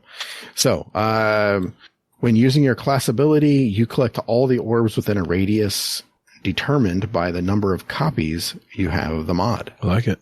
So if you have a lot of these, it's going to expand that radius further. So it's an interesting thought. I use Seeking Wells so much in my Void builds in Witch Queen. It was so great to have. I think I use them in like every build. Mm-hmm. Yeah. You know what though? What really sucks? What's that? I'm just saying this. Not throwing shade or anything like that. I'm just throwing this out there. For Warlock and Titan, well, maybe not Titan to a degree, but when you pop, I mean, it's like your class ability is stationary for Warlock and Titan. So you're going to put yourself in the middle of the shit and put down your well or put down your rift, or you're going to put down your shield, your barrier. And I don't know. That seems kind of, I see what you're saying, but I think what is going to happen, because like Seeking Wells used to seek towards your character as you're moving. I think what it'll do is like once you activate it, it'll activate it for a certain time limit. It probably won't pop up on your screen, but I think they'll just attract to your guardian. Because you've used that command, and I think it's like, oh, okay, let's go to him. And even if you're moving, I think they'll still probably seek over to you. I don't think you have to sit behind your barricade or in your rift or anything for them to just, you got to wait for them to come to you. I don't know. That'll be interesting to see. Yeah. But I'm just picturing like hunters going invis and just running their ass around like, na. You see a warlock in its well, just like, come here, guys. Yeah, don't mind me. Nothing to see here. Just collecting my orbs. Yeah, don't shoot the guy in the peephole. Okay. Additionally, we have a change coming to Shoot to Loot in season 21, where you can shoot orbs. That's cool. Yes. Honestly, that's really cool. Yep. Like, especially like PvP, if you have it on like your throwaway gun, what you usually use your primary or whatever to like a hand cannon or something like that. It's like, oh, I got this scout rifle that I shoot the loot because I'm gonna shoot that orb over there, get charged up, and then start murdering people with my primary. Mm-hmm. And they did have a design note here that we did evaluate also having the perk allow you to collect fire sprites, stasis shards, and other subclass spawned objects, but technical limitations made this unfeasible at this time. So, as they mentioned, shortly after Lightfall's launch, we are going to be getting 3 new aspects for Titan, or well, 1 each. So, Flechette Storm, Threaded Spectre for Hunter, Flechette Storms for the Titan, and then the Warlock is getting the Wanderer. I thought it was the Stranger for the longest time. I was like, oh no, that's something else. I'm hoping I can shoot the swords off of my hands, like shoot them at people. Like probably. I don't know. Yeah, that's kind of what I'm thinking. Is it's how like everybody bitched that Titan was just another melee thing. I did not. I love it. My guess. I bitched. I think it'll be like 1,000 knives with the hunter. I think it'll be just like a that'd be cool. Flechette. Well, that's a super though. Well, this is an aspect. It could change the super. Aspects don't really do that, do they? Oh my god! Wait, it's an aspect. What if they give you a different melee? These are different aspects, not fragments. Like a more ranged melee. That would be badass. Awesome. Be like 1,000 knives. That's my favorite. Like a super for hunter. That would come out and it's like a fan of knives. To it. Oh, dude. It'll be just a bunch of shards of something coming at you. And then the warlock's just kind of run around. I don't know what the Wanderer is. I can't speculate on that. Who knows? Yep. Okay. So artifact, I'm going to cover this part and then we'll discuss. So, artifact perk refunds. In season 21, we're adding the ability to refund and apply individual artifact perks with a single click. Thank you. Let's go. They wanted to get this in for launch, but technical limitations prevented this. So they said, we're just going to press Control-C, Control-V from the beginning of Witch Queen and just bring that over. Okay. So, what do you guys think about this artifact perk refunds and the build crafting stuff? Yeah. Quality of life. I like it. So I forgot the aspect of it, but like Titan's, offensive aspect, like whenever you send out or whenever you use your barricade, it sends out that wave that suspends, right? Like maybe Flechette Storm, like I said, like changes your melee or something, and then it allows you to have 2 fragment slots. Or if it's super meta badass, maybe just, hey, I'll take the 1. You know what I mean? But I got this crazy cool new like melee now. Yeah, these are all good things. Seasonal ritual schedule. So, in in week 1, Trials is probably going to be there. So that's a cool thing. In week 4 of season 21, we're aiming at making Grandmaster Nightfalls available. I like it. Early. Week 4, nice. Instead of 7. Yeah. Yes. I like it. Okay. Any quick thoughts here? Nice, good. Pretty self-explanatory. Yeah. I mean, I like the GM stuff, and it does say the Conquer Guilding node is still planned to open week 7, so you have 3 weeks to do the same thing every week, or the same thing once a week, and you kind of get your practice in, and then you can just use your node to get the rest of them. All right, and that's everything in there. Excuse me? No. There's that little part. Yeah. So I bought it for a second. I was like, oh, okay. Okay. Exotic armor focusing. Okay. We're adding exotic armor focusing to Rahul in season 21. When this goes live, all exotic engrams, aside from drops from activities that award exotics, i.e. Lost Sectors, Vex Strike Force, and Nightfalls, will no longer auto-decrypt. I love it. Why is that, you ask? Why would they do that, Hazel? Good question. These will sit in your engram inventory and can be focused at 2 different tiers. The first is the shitty tier. Is that what they call it? Yeah, it says it right there. It says shitty tier. Wow. Yeah. Okay. Take your word I'm for sorry. it. Advanced decryption is what this is called. Okay. Sorry. I read that wrong. My bad. Yeah. Must be a typo. Yeah. Okay. So what is advanced decryption? So focus an exotic engram to a specific entitled release, i.e. Shadowkeep, Beyond Light, The Witch Queen, etc. Just like now, exotics that came out of that season or that seasonal release model are always included in the previous yearly entitlement. Cost is 1 exotic engram, 1 ascendant shard, and 30,000 glimmer. Notice it does not say a knockout for this. That's what I was thinking. Yep. This looks like you're just straight up fucking gambling. Wow.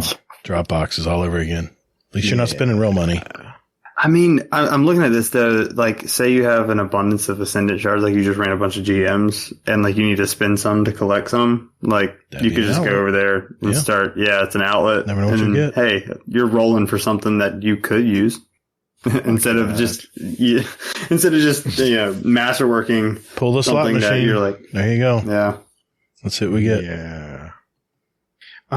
So then they have here that they have a note that as before, you'll still be able to decrypt them at Rahul with no focusing for free. Right. Note that you can't get any new pieces of exotic armor from focusing. Wow. Still got to go to those lost sectors and terminals. So yeah. So if you want to pick up something from Shadowkeep that's new, sorry, bud, it ain't happening. Wow. Okay. In the future, we're looking at, we're looking to move acquiring new armor to a more accessible location. So that's all about advanced decryption. But there's precision decryption, you ask. Well, that's what it says here. Yeah. So, this is the one. It says here, directly focus the exotic armor you want. Therefore, it will have a higher cost. Your soul, 1 exotic engram, 3 ascendant shards, 60,000 glimmer, and 1 exotic cipher. That's the sticker. Note, we plan to raise the exotic cipher stack limit from 1 to 5. Good. That's going to solve so many problems. That is good. Even for people who are trying to use it on Monument of Lost Light, they'll have them stacked up. Yes. That's good. I mean, I'm still collecting exotics because I came back, in August of last year. And they added more from last season. And they added more. And I have to wait like every week to get a cipher. And, if I had enough time to get genealogy done, then I got it. But if not, then it takes time. Genealogy is not easy. You're going to have to wait. No. Yeah, it's like play 30 Crucible matches. I'm like, wow. Okay. Like, it's 21 like activities. And the quickest way to do it is run with a clanmate through strikes. And just grind it out. But like if you play Gambit or Crucible, you have to win the games to get credit. Oh, oof, yeah, that's right. Yeah, you have to win. Yep, it's not just playing it. That's why strikes, if you just complete them, you get it. And if you have a clanmate with you, it counts as double points. So the most you can get is 2. Good call, man. Through. Did not know that. Yeah. New light struggles. So yeah. Or returning light struggles. That's what it is. I'll put that in the short so people know. Yeah, it's good stuff. So what do you think about exotic armor focusing? What do you think, Bill? Insert rock and roll hands here. That is awesome. I love it. But even with precision decryption, it's still not on a knockout list. So like you can't get what you don't have. Yep. And I still don't have 3 exotics on 1 class. And it's the only class I play. So that would be cool. Like, say, like, hey, you can get this one that you don't have if you have a 5 stack of ciphers. You know what I mean? Just make it more expensive, but give me that option. Like, I will go grind ciphers or something, or I'll wait. Or maybe I'll get it on a knockout from doing something else. Who knows? But at least there's an avenue. But I like it because I'm like, hey, I just figured out that peacekeepers are a thing in PvP. So that's really nice. So, my roll's shit. So I'm going to go focus that. I'm going to spend the time and effort and funds or whatever to go focus that because I really want to use that. It just allows you more freedom of play. Mm-hmm. Yeah, you're not going to like my answer. This does not help the person who does not have the exotics. The new player coming in here, this is not for them because you can't get anything new. That's the Achilles heel here. There's no knockout. I mean, if I want to get something from Red War and I didn't play Red War, then does that mean I'm not getting anything from Red War? Or because there's no knockout list, right? You can't get any new exotics that you haven't already acquired. Is that correct? Why does everything have to be catered to the new person? I was going to say, where does it say that in here that it's for them? Well, okay, then Dude, okay. How many new lights have have Ascendant shards and exotic ciphers? Well, I'll reverse that question. How many how many veteran players even need exotic ciphers? Astacross didn't even know you need where to even get those because he had everything. This is only for the established player, and this is like Glass Needles. It's where you can roll the dice and see if you get on your precision. It's like Glass Needles in Destiny 1. You can try to get a better roll. The only thing I could see this will help is if you accidentally erase something in your inventory, because you get like a 48 roll. It's like a crappy roll if you try to regenerate it from collections. That's the only thing that's helping here is it's bypassing that and hoping that you get a better roll of the exotic. But the fact that there's no knockout list here, think about all the work you're going to do for an exotic cipher. Knockout list. Why does this need a knockout list? Because you can't get any exotics that you don't already have. So what? This is Glass Needles. This is where you're trying to get a better roll for something you already have, which, by the way, there's already a way you can do that, by the way. It's called going to Xur every week and checking with them. And you can usually find a better roll of an exotic you already have. Xur only has one every week. That's true. But what is this advanced decryption? Who's this for? I mean, if I haven't played Red War, I can't do this. I don't have any exotics. Shards. Yeah, honestly. I think Bell's right. Yeah, I think this is like... I don't understand what this is for. Who's this for? Honestly, I'm on the side of like the more systems you put in here, as long as it doesn't crash the game, the more freedom you have to do whatever you want to do. Like it's another avenue. Like it's another way of like spending currency, because we do have a problem with how much that we get. Like say like me and Hazel, we're grinding out GMs and we just have way more Ascendant shards than we freaking need.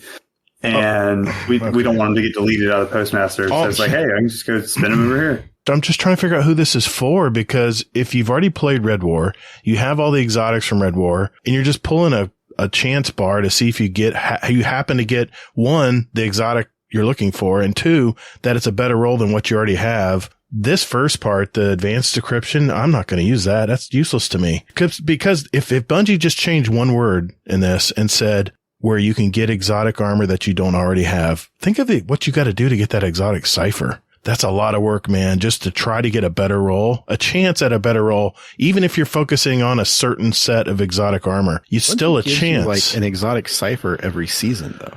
Yeah. Oh, yeah. You get one at level 55 on your season pass. Yes. But once you use that one, it's gone. Then you have to go to Xur to get them. And then you got to do the 21 wins in Crucible, right? Or 21 completions of strikes.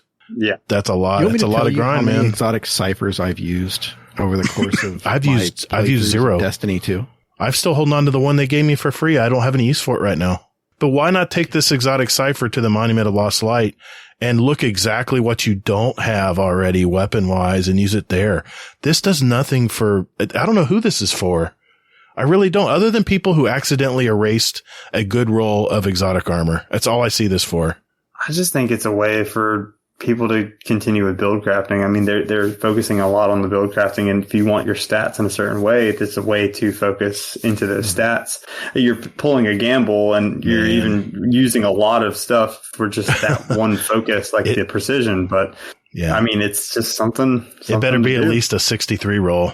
I mean, at least. Yeah, they should definitely have like a minimum of like a 63, like you said. Like, yeah. If I spend all that and it's like a 58, or 60 or something, I'm just going to be pissed. Well, what I don't understand is why don't they have a Monument of Lost Light for armor? You go to the Monument of Lost Light. If there's any past, exotic, weapons you haven't gotten or you weren't playing, you have a direct path to buy it, get it, and take it home. But with armor, there's nothing out there. Why did Bungie waste? This is a lot of work, man. Why would Bungie go to all this effort to make this when it only helps probably 5% of the community? I'm actually with you, Gator, because I mean, like, they literally have a Monument of Lost Lights for all the guns. Yeah. So, like, and last season's legendaries. And, like, for me, like, again, I tried so hard to get these damn gauntlets, and I gave up on them. I was like, they're not even good anyway, but I just wanted them. You know what I mean? I wanted that in the collection. I wanted to have them. And I was just like, why can't I go to this wall and buy, you know, of course I need this thing that's going to take me forever to get, but at least I know I'm going to get that, and I'm going to go like, oh, now I don't have enough glimmer. Okay, let me go get the glimmer. Okay, now I can go get it. Direct path. It's like, it's a direct path. If they had that 4 armor, I understand that they have the system in place that the lost sectors and this and the other, but it's very, very random, and it's a very big grind for somebody who doesn't have all the stuff coming from me, who doesn't have all the stuff. And it's definitely not fun, because I would rather be playing with friends or doing really anything else. But yeah, I think it'd be cool. I think it'd be cool to have that. Well, I mean, all they have to do is change this and say, if any exotic armor you don't have yet, here's a Monument of Lost Light for you to get. Like get a 5 stack of ciphers or something. Yeah, 3 Ascendant shards, expensive. 1 exotic Engram that has to drop randomly for you, 60,000 glimmer, and an exotic cipher just to be able to get another roll. I'd just rather have glass needles back. Well, the exotic Engram is just going to be in your inventory now. Yeah, but it has to be a random drop. Like, you know, when you're in the middle of the game, you hear ta-ting, you're like, oh, where'd that drop? But instead of rolling over it and saying, oh, okay, it's another pair of boots I don't need, I already have these. I'm used to just finishing a GM. It's like you get 1 or 2. Yeah, I mean, yeah, that'll happen. But like I said, I don't know who this is for, other than people who accidentally erase a really good roll of exotic armor. Just the fact that you can't get anything you don't already have. You're talking about the advanced, not the precision. I'm talking both. They're both not on a knockout list. Gator, they're not on a knockout list. You play this game so differently than I do. Why would you even do the regular decoding? Why? Okay. That's the advanced. And with the advanced, I mean, fuck if I know, honestly. I'm just asking. I'm not trying to be a dick. I'm just asking, who's this for? This is glass needles. It's all this is. Gator. You asked a question. Now, how about you let me answer? Well, go ahead. So the advanced focusing is what you're talking about right now. The advanced decryption. Mm-hmm. So this is the one that lets you pick from a release. Right. So you can also it's a DLC specific.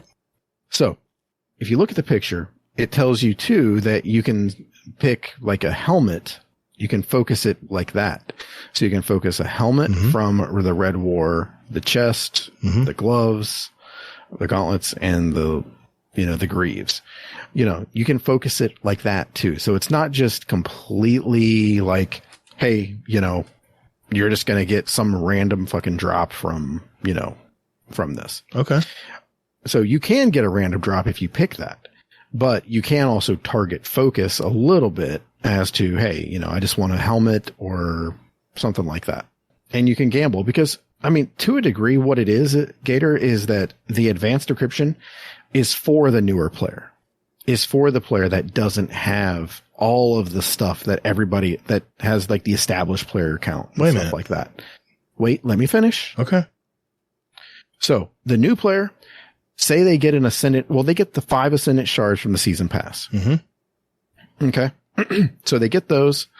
They can take those in here to try to get a better helmet that for something else that they have, a better chest piece, a better, better gloves, something like that. And I mean, that way they don't have to shell out, 3 Ascendant shards for 1 exact piece.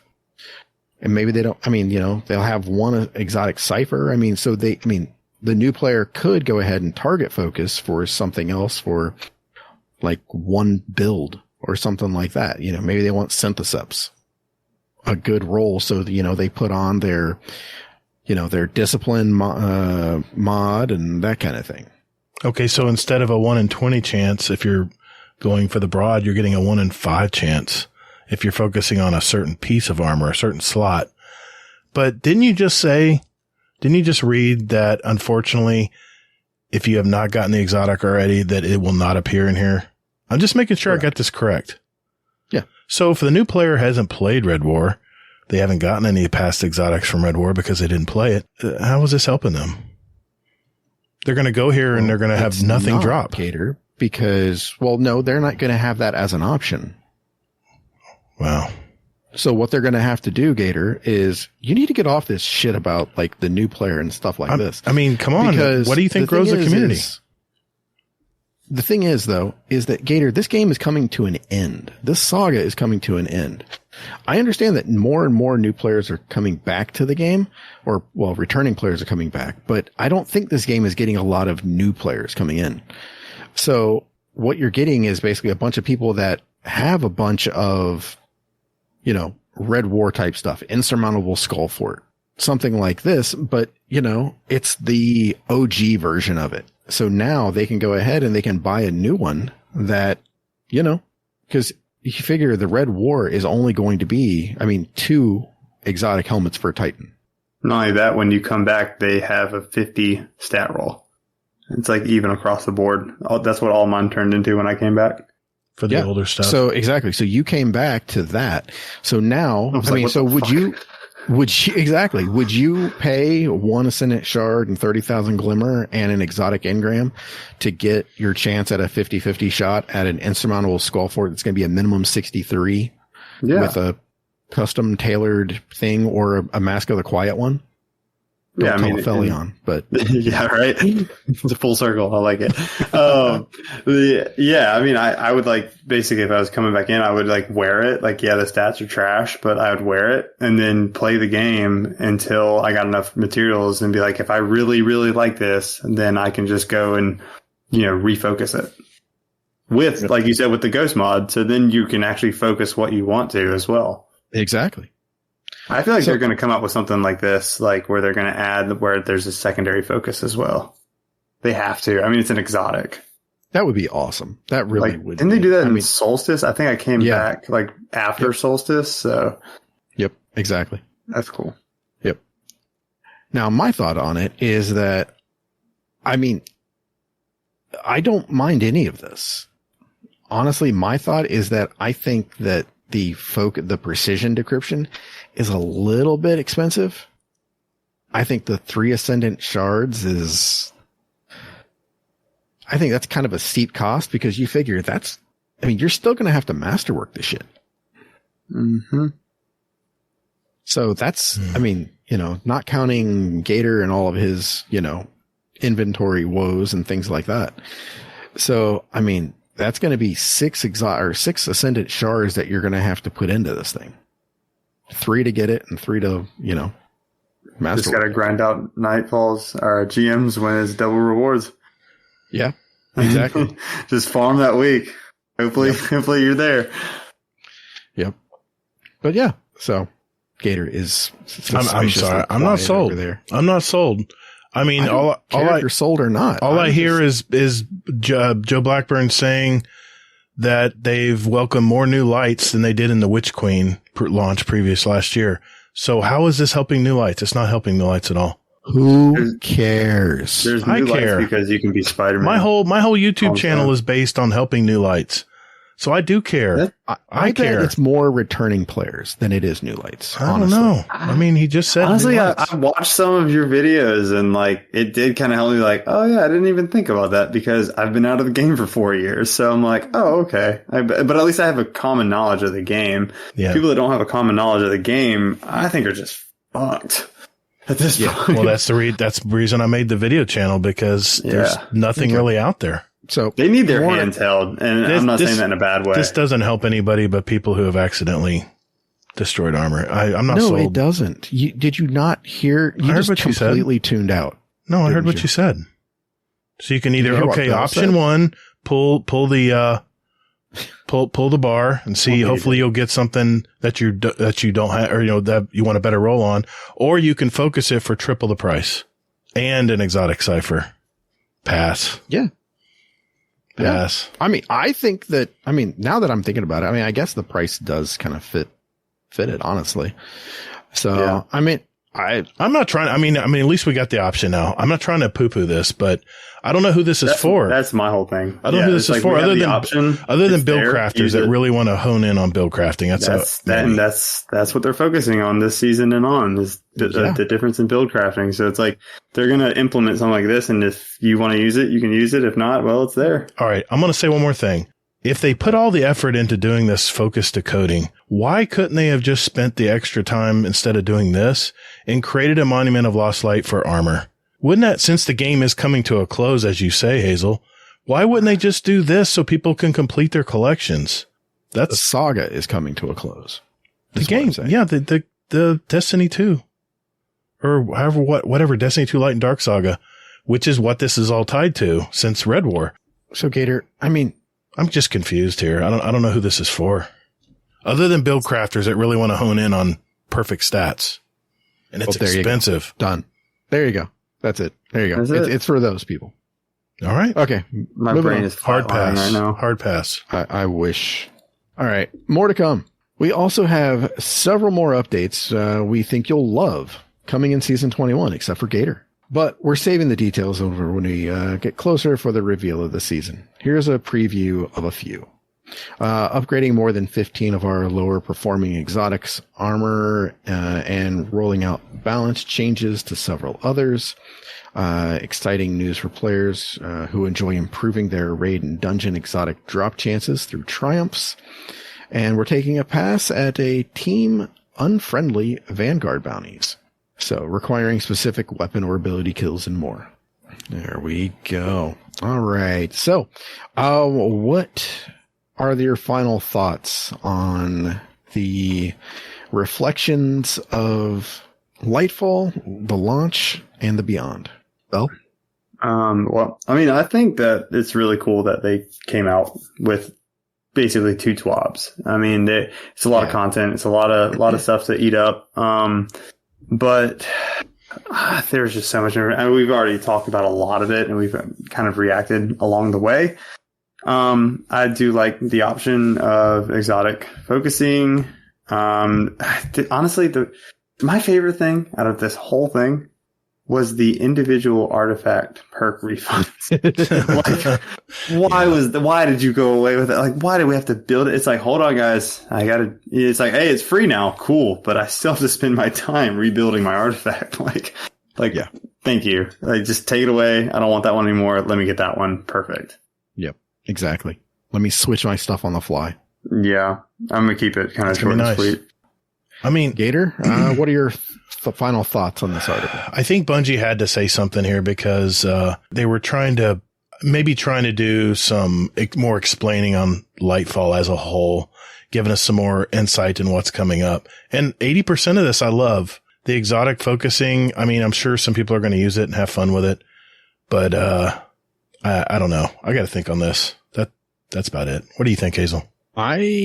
I liked everything in here. I mean, to me, this was like an 8 out of 10 kind of thing. I mean, exotic focusing is fantastic. I'm so glad it's in the game finally. I mean, you can actually determine like what you want. I mean, for me personally, it's going to be, like you said, Gator, it's going to be focusing on builds. Mm-hmm. You know, I need a better copy of, not Syntheseps, but Sunbracers. So, that's what I'm going to, look into focusing on. And, I'm sure I'm running, exotic or lost sectors, trying to get some there that are halfway decent, but it'd be so much easier if I could just do this. To be fair, we had no way of doing that in the past other than killing ourselves and hoping that we got it to drop in a lost sector when they're offering it for that day. But yeah, again, with everything here, I mean, this is like an 8 out of 10 kind of article. What I wanted to see were things that weren't in here, like talking about the raid. At how easy the shit was. Yeah. I mean, they didn't talk about that at all. Or they released Master and then they're still not even talking about it. Yeah, exactly. They're just like, we're just going to brush this under the carpet, It might just be a situation where, it's done. There's nothing that they can really do about it and they're just going to go with it. But yeah, I mean, again, an 8 out of 10 kind of thing. I mean, to me, the future's bright. I think, honestly, I'm going to ask this for everybody. So what would you have said if Bungie came out and said, hey, you know what? We're going to delay Lightfall 3 months and they're going to put in all the stuff from season 21 in season 20 for Lightfall when it dropped. So all of this stuff would have been in season 20. Sure. Yeah, it was 3 months. I mean, to me, this is all Destiny 3 stuff right here. Gator, what would you have said? Yeah, I would have waited for it. I don't mind. I would have been fine with that, to have these updates now instead of in 21. Yeah. All right. Ladies and germs, that's a twab. The double twab. Okay. Thanks, Hazel. All right. Let's get on with it. We got questions from our community, and man, do we have a lot of them. Man, it's going to be a late night. All right. Let's get it. We'll be right back.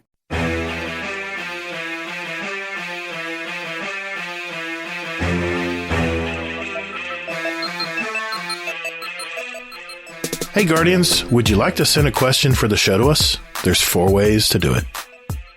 Join our Discord server. There's a link in our show notes.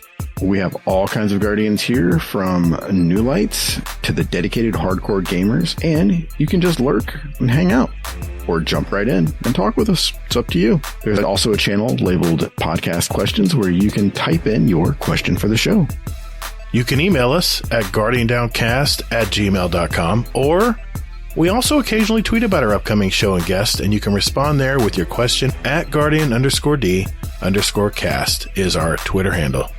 Finally, you can send us a voicemail with your questions at speakpipe.com/GuardianDowncast, and we'll play it live on the show. Thank you for all you do for our show. And Toddles. And later, Guardian. Hey, man. It's in the contract. That's my line. We'll see about that. Laz? Oh, no, not Laz again. Our podcast returning, really? You're going there? Damn right, man. I pay him just as much as you do. That does sound weird, though. We're both paying him. Yeah, what the hell? He's double dipping, man.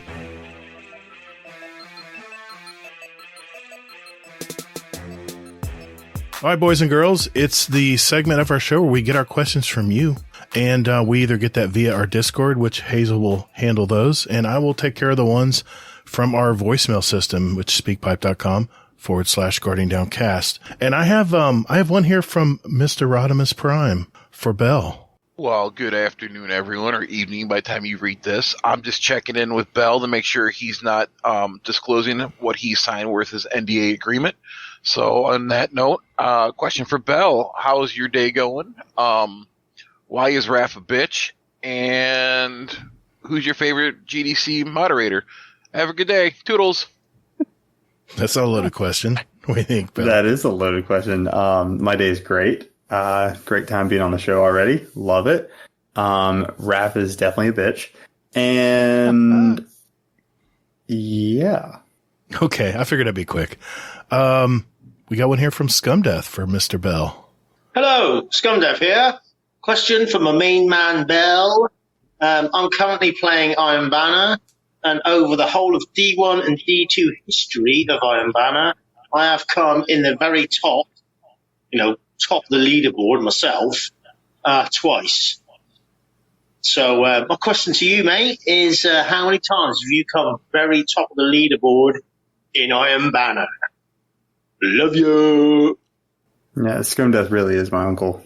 I think that's the coolest thing about this stuff.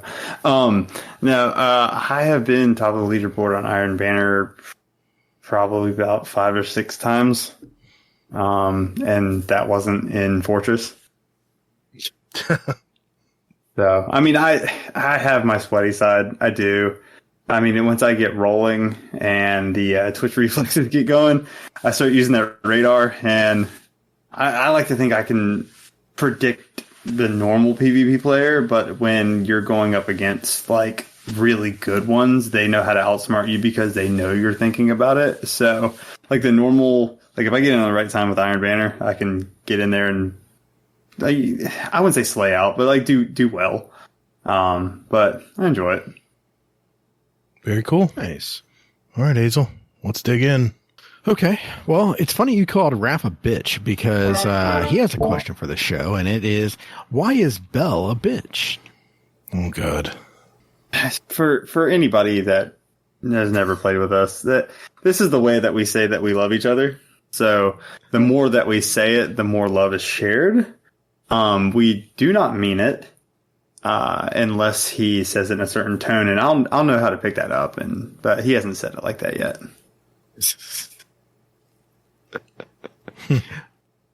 Okay. I never answered Rodham's. Who's the favorite mod? It's him. I literally, it just popped back in my head. It's like I'm forgetting something. Yes, you, buddy. Sorry. Continue. Sheriff Belladonna, or Belanda, I guess. Comment for the shiniest bell. Baby, you're a firework. Oh my God. Yeah, he was in there for that. Shout out to the Patreon channel. We have a ton of fun in there. Shameless plug. But no, there was one day I was just feeling frisky or something at work, and I was just bored. And so someone had said something about a plastic bag or something like that. So I just started the beginning lyrics of Firework by Katy Perry. And we legit got through the whole song doing line after line of different people going in there. And whenever you got to the chorus, it was all caps, like so many letters, like "baby, you're a firework." And it went back and forth between me and technical most of the time. So basically, I was singing with myself. But it went back and forth between us so much, and I think at a certain point, a couple people stepped out and just let us go. And so I believe he was in there for that. Yeah. Too soon about technical, by the way. Okay, and then Raffi chimed in and said, that's another word for bitch. Okay. He meant... for firework? Oh, yeah. Okay. Yeah, he's very creative. I like the amount of IQ I'm seeing and how much creativity he's using. So, about his bitchiness, what would you rate it out of 10? Out of 10? Dude, play Iron Banner with him. Force him to do it, because he won't do it. But force him to do it, I don't know how. But if you get him in there, you will hear the most curse words you've ever heard, the most whiny dude. I'm like, he's perfectly fine in anything else, but for some reason, if he just can't get a kill, he thinks that complaining will get him more kills. It is great. So 10 out of 10. That's great. If he wanted to turn this show into him, here we go. All right, Gator. All right, let's get a speak pipe in here. This is from, well, you'll know who it's from. Dudes, this is Minor. Question for you guys. When I say epic movie car chases, what comes to your mind? Sorry, Gator. I'm going to say Matrix 2 just because I watched it yesterday. Literally the car chase scene. The best. So you got to pick something else. Later, guys. Oh, man. What do you think, Bill? Best car scene. Oh, I already got it, dude. Opening scene to Baby Driver. Oh, that was great. God, when he went under the bridge to confuse the helicopter with the other red cars, and he was driving that red Subaru. Dude, I was like, this is gold. I love this. It'll never leave my brain. I love that movie. That was a great movie. Hazel, what do you got? Well, it's one of those things for me. I recently just saw again the Raid 2. And there's a car chase scene in there where people are just jumping out of cars into other cars. I mean, just all sorts of craziness. And yeah, I think I'd probably have to go with that. Yeah, I'm just looking it up here to make sure. Well, since I can pick The Matrix 2, I would have to say probably the latest Bond movie, No Time to Die. There was actually a Bond movie before that too, where they actually left they kidnapped his girlfriend / fiance, and then they moved ahead of her and then tied her up and put her in the middle of the street. I don't know if you remember that, where he actually wrecked his car. From Casino what was that? Royale. Yeah. I still remember that car chase. My favorite Bond movie. Still remember that car chase, but yeah, you could pick. Cornell did the opening. You could pick any Bond movie this decade, and they all have really good opening scenes with car chases. So I guess I'll have to go there if I can't pick my other one. Yeah, it is. Yep. Okay. I'm a big Soundgarden fan. Oh, and, yes. Audio Slave. God. So Chris Cornell just is perfect. He'll be missed. Miss him, honestly. Yeah. And I remember Casino Royale. I was like, wait a second. That's him. That was a great. And that just immediately became my favorite. Yep. All right. Let's dive back in, Hazel. I see we got a ton of questions still for Bell. I want to make sure we get some Destiny questions too. Well, I mean, Hellraiser Hunter Hades question for the Bell. Ding or dong? Both. All right. Warning bell, aka danger. Question for the ring-a-ding-ding. Will you be the one that answers Raffy's forever question about who to take on a raid? Yes, you were. Mm-hmm. Yep. Hopefully he stops asking it now. For this week. Sheriff Belanda. Question for the Taco of Bells. You can pick one GDC hunter. Who you got? Well, we know who it's not. You,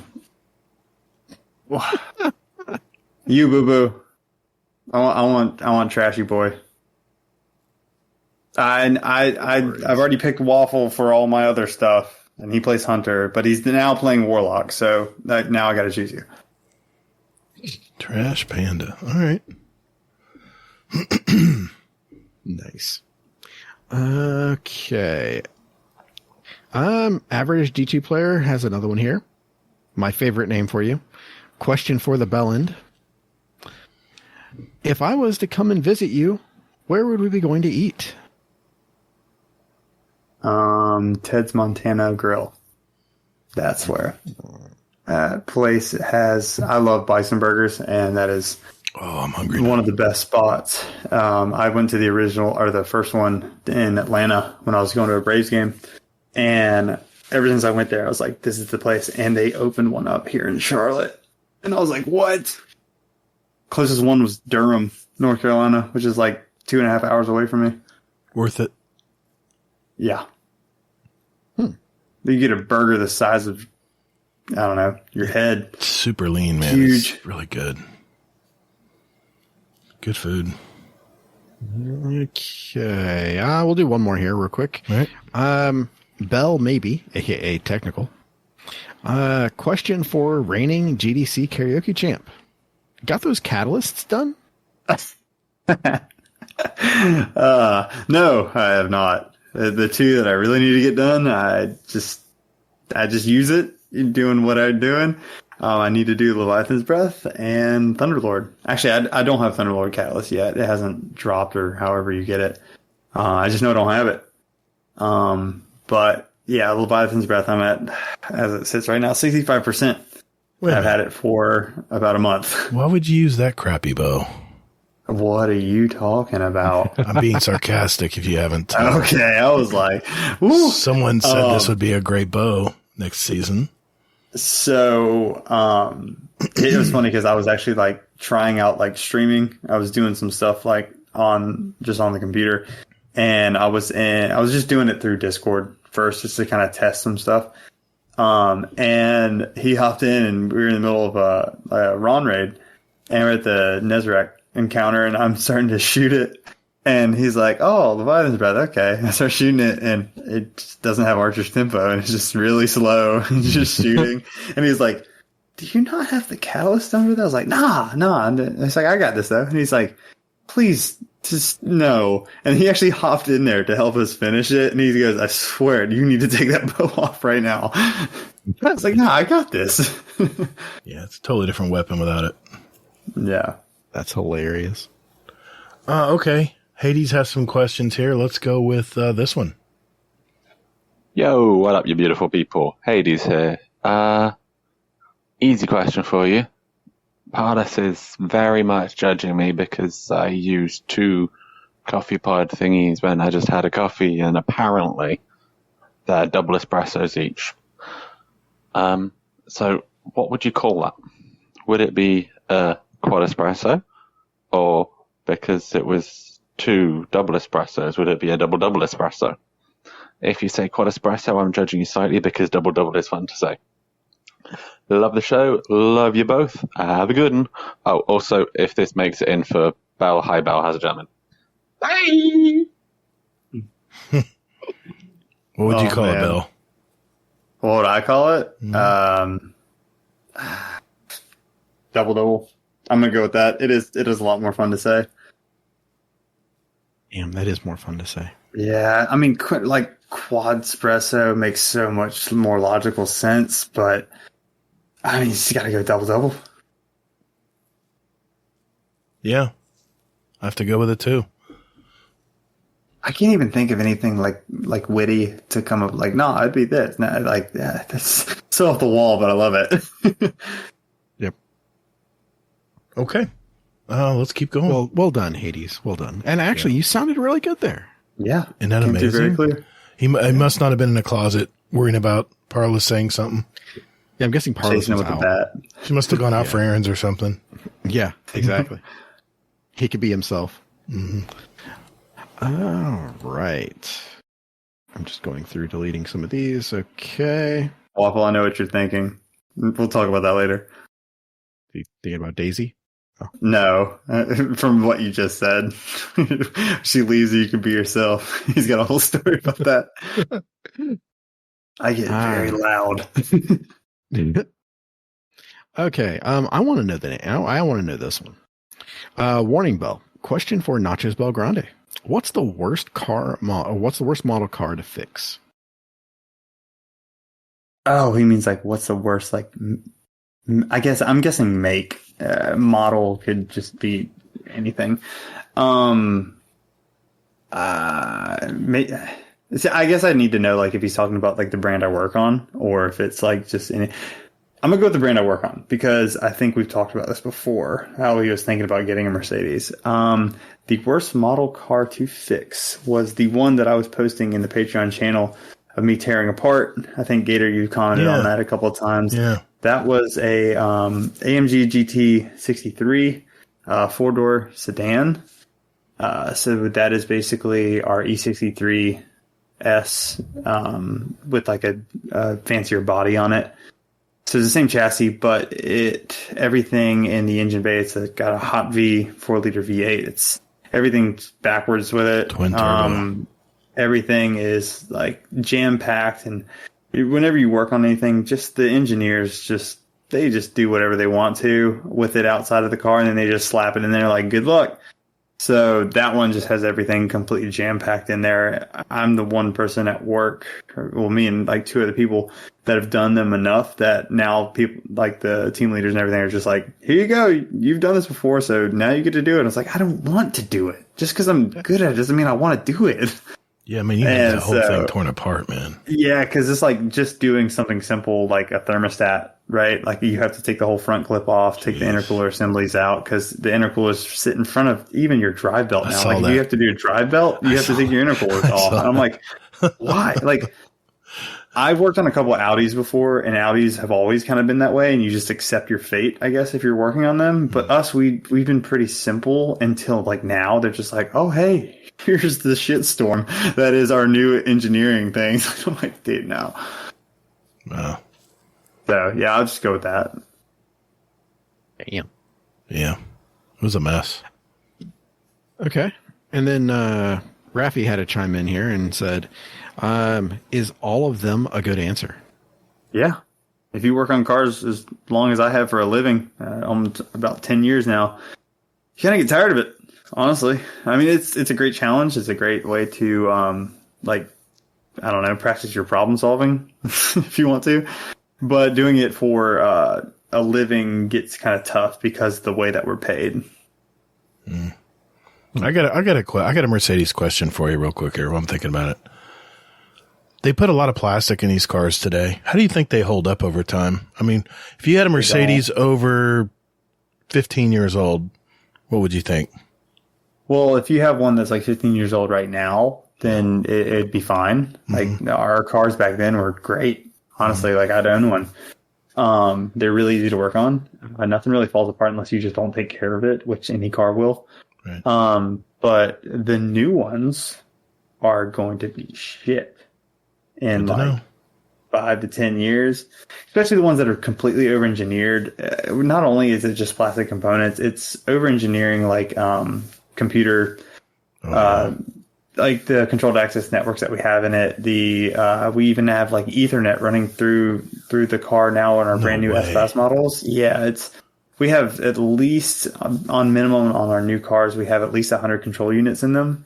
So that's just one computer that can go bad. Think about outside of warranty. One computer for it is like a couple $100. You got 100 of those little fuckers in there. So it's like, yeah, they're just doing too much. And a lot of automakers are starting to do that to kind of keep up with technology and times, but it's just gotten to a point where it's kind of out of hand. And we're at the front line, like we're the innovators of a lot. Like, I mean, Mercedes is the one that invented seatbelts and then sold that patent for pennies on the dollar to like other makers just so that everyone could be safe.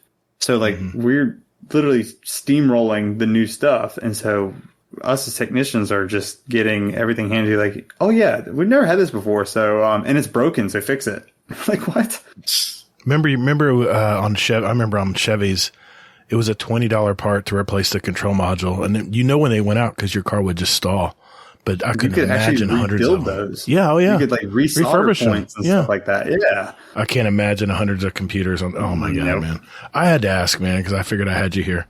All right, Hazel. No, you're good. What else we got? All right. Here we are. Okay.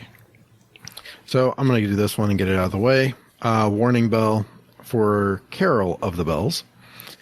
When will you just come out and tell everyone the truth that Technical, a.k.a. Bell Maybe, is just you catfishing people? It is. I just have a voice changer. Nice. Okay. There was another one like that. Let's see here. Okay, yeah, average D2 player. Question for whom the bell tolls. Whom the bell tolls, yeah. Are you Bell or are you Technical? Or is Bell Technical and you are in fact Bell? So I am Technical and he is Bell. We swapped accounts a while back and we really just troll the whole Discord, honestly. And then we'll switch back. Like right now I'm on this account so that way it shows up that it's me talking, but then we'll switch accounts later. So the answer is yes. Yeah. I'm completely kidding now. No. All right. Okay. Average D2 player goes on to ask real quick here. Question for the belliest of bells. Are you on Gator's side that the new raid is a great starting point, or are you on Hazel's side, who is adamant it isn't? Hazel's side. Fair enough. There's not enough to do for everyone, basically. Yeah. There's a lot to do for one or two people, but I mean, I would literally take the planets encounter and just do that 4 times over throughout the raid.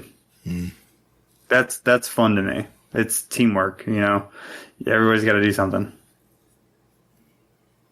Cool. Okay. Aphelion has a question here.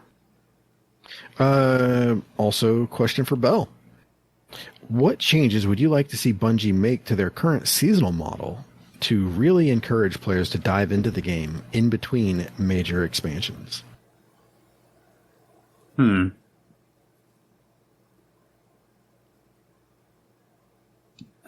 really don't know. I mean, I think it's just coming from a point like me, since I have so much catch up to do. Like, there's a lot to do for me in between, seasons of this, that, and the other. That's actually a really good question, and I don't really know how to answer that. You have an idea, Hazel? Well, I think what they're doing is hopefully going to be the right path. I know it's kind of controversial and people are going to give me shit about it, but I think with them chopping up the Lightfall campaign into sprinkling it out over the seasons to keep people coming back. Yeah, I do like that. I think that might piss people off more than anything. But I don't know. I think that might be an idea. They just have to follow up on it. Yeah, I see where you're going there. Yeah, I mean, I like the fact that it's beyond just a one drop and be done. They're spreading it out throughout the seasons. I mean, that's probably the best thing I could say too. I mean, we also have a community that just eats up content so fast. Yeah, that's so like you have to kind of like, you kind of have to sprinkle some there out at the end to keep them coming. Well, one thing I would say is they've done this in Iron Banner last season, is once you reset your Iron Banner rank, it actually opens up a whole new node of rewards. It keeps people playing Iron Banner, including myself, with the new shader they had this season. I think they should do the same thing on the season pass, because a lot of us hit 100 pretty quick. I didn't know that. Yep. Okay. How many questions do we have left, Hazel? Quite a few, or I mean, we've got maybe 9, maybe something like that.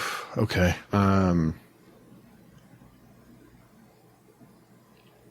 Yeah. Okay. We have a couple here that I'm curious about. I'm going to call this section Bell Please. Okay. So, Warning Bell, Danger, asks, question for Liberty Bell. We ever going to finish a vow together, or are you going to get another phone call? Yeah, that was during the farm. I only got in there because I was going to do about 3 clears of rock or something like that. And then after the first one, I got an important phone call because life happens. And I just was standing there at the very back. Didn't let anybody know. And I finally messaged technical once I got to a point in the conversation like, hey, dude, you can just kick me. So, I remember that. I was there for that. Yep, you were there for that. I jumped in there. You had took somebody else's spot, and then somebody else was backing out, so I took their spot. And it was just a big old shuffle of getting that checkpoint done.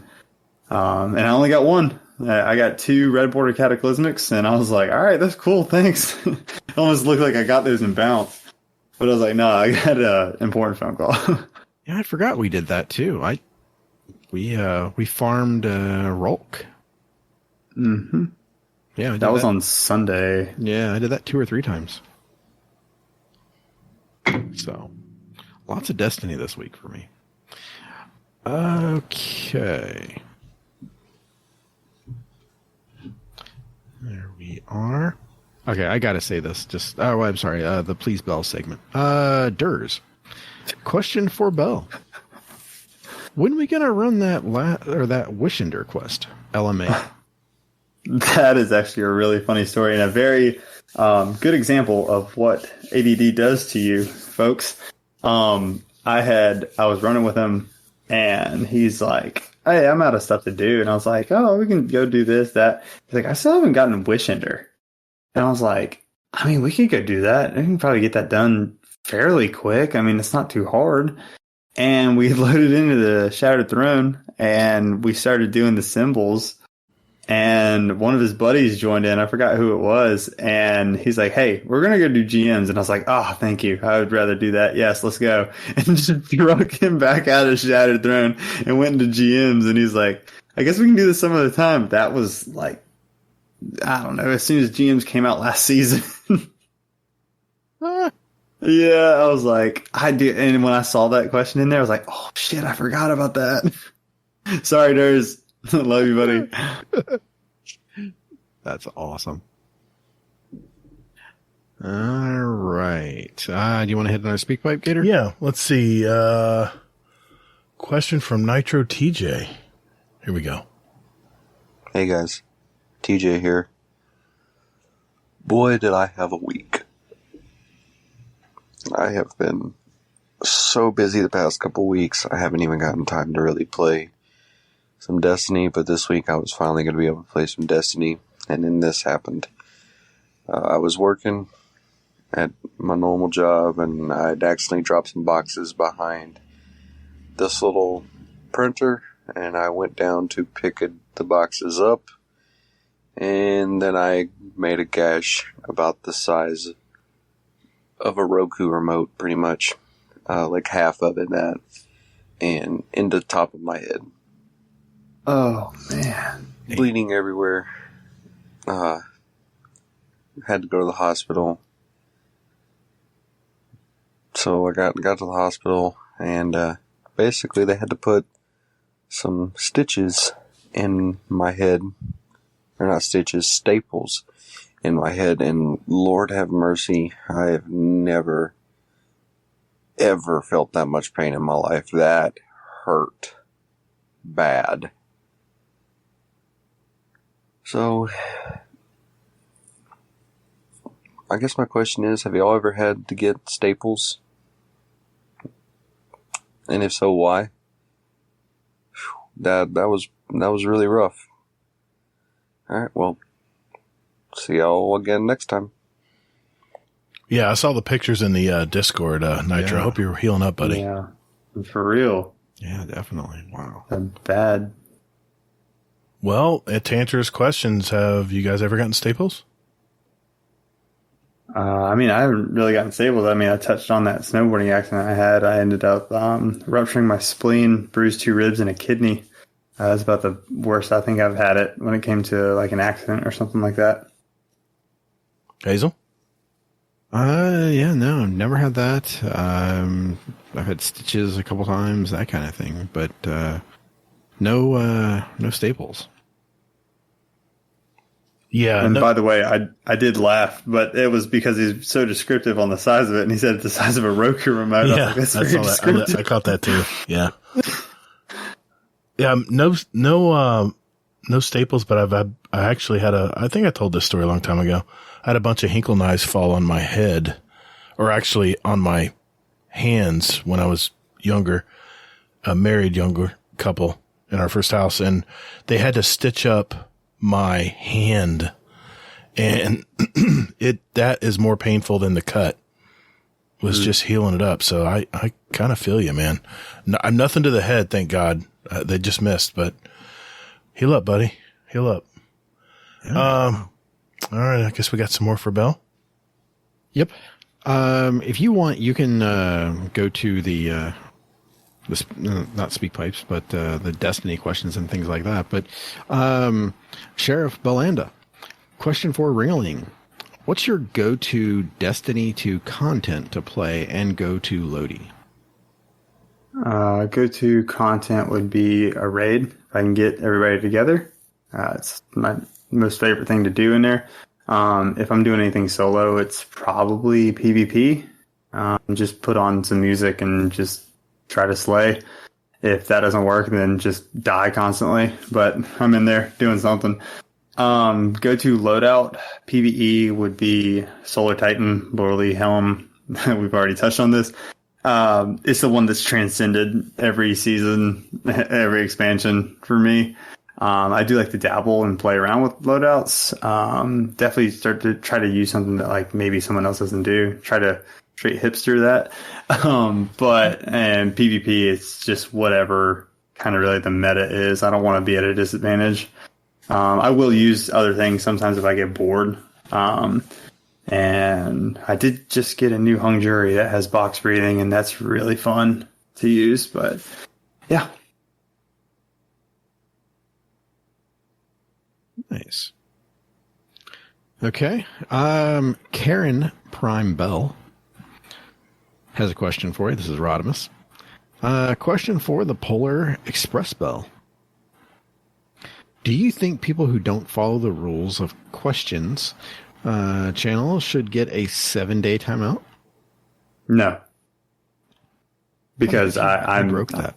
Yeah, I've been very bad about that, where I just start commenting randomly when I see stuff and I don't even look at the channel I'm in. So, no 7-day timeout for that, because then that would be hurting me. Okay, he has a second question here. Question for the call bell. Why is Techno Train the best song for a morning alarm, or maybe We Got the Moves? Do you know what group he's talking about? I'm asking you guys. It's Electric Callboy. It is a mix between techno and heavy metal. And it's like if 303 and Job for a Cowboy had a baby. It's ridiculous. It's amazing. And he turned me on to that. Randomly, he just was like, hey, have you heard of this? And I was like, I mean, he knows I'm into like music and stuff like that. And I was like, no. And he's like, check it out. You won't be disappointed. And I was like, it's from Rodimus. No, I'm not doing that. I'm not falling for that trap.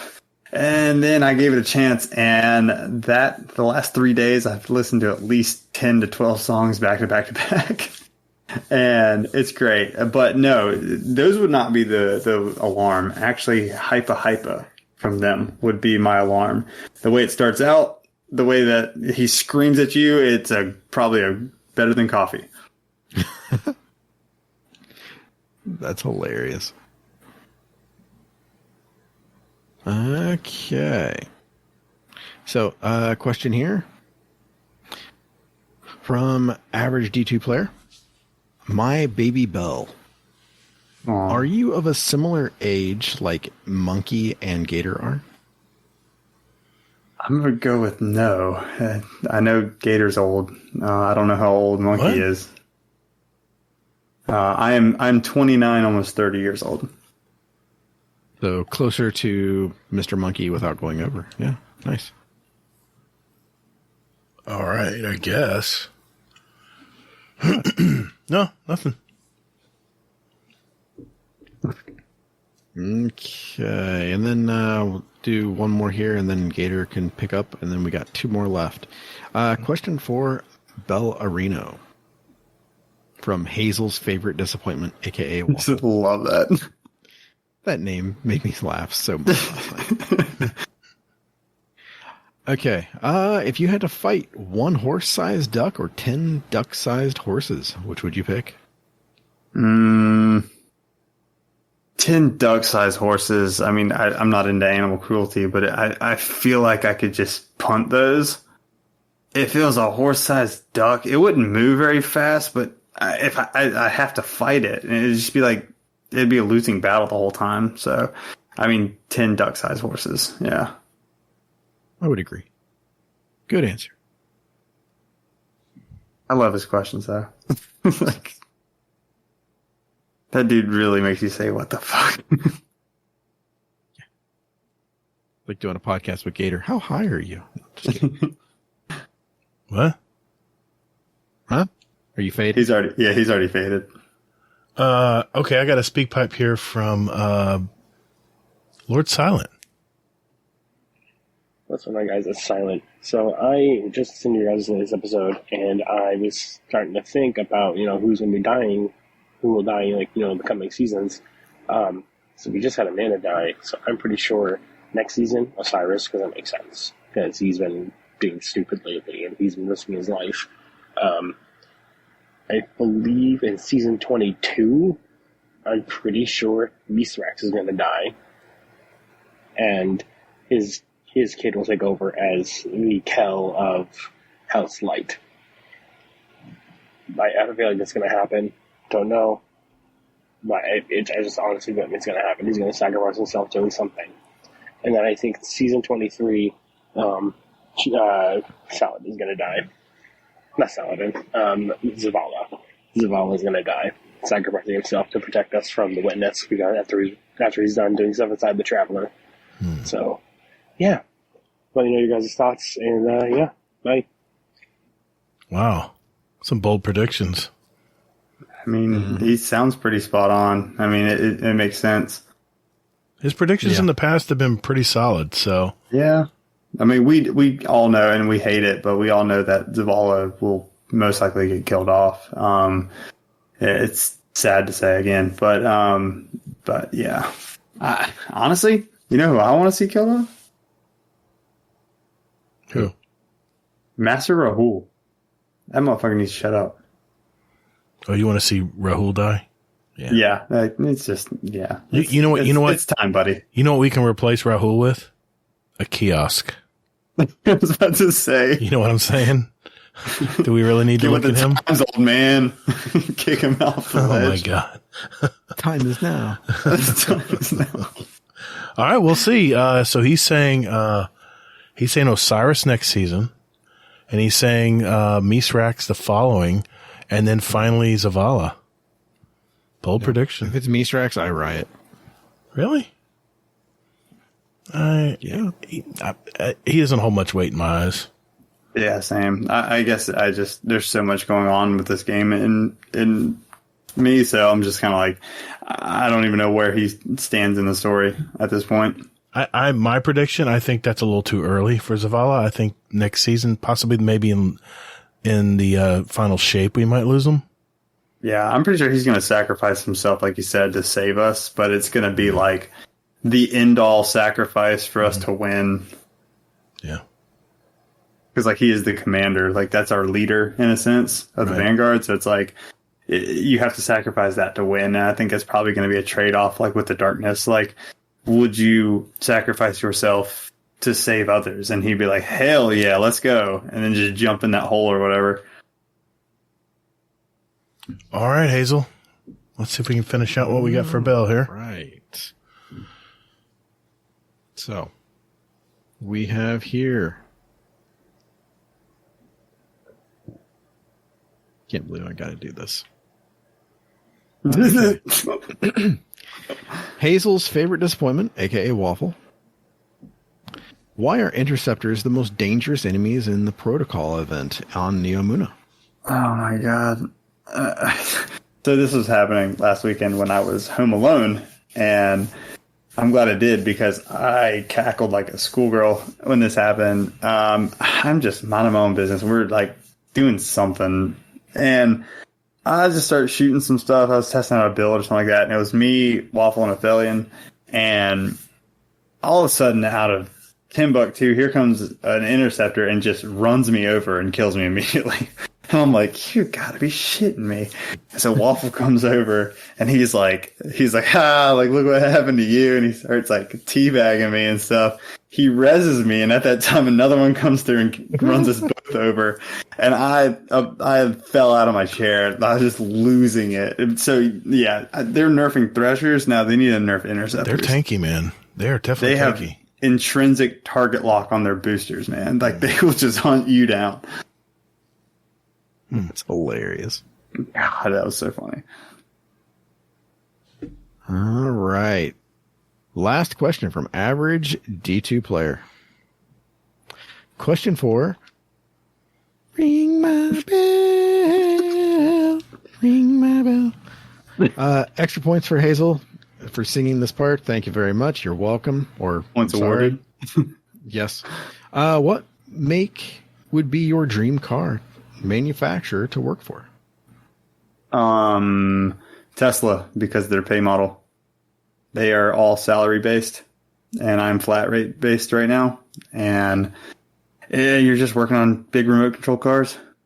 We have one here in Charlotte, and I've thought about it. It's just the commute sucks. So, but it would be nice to work on them. Just, again, because it's the only salary job in the automotive technician industry.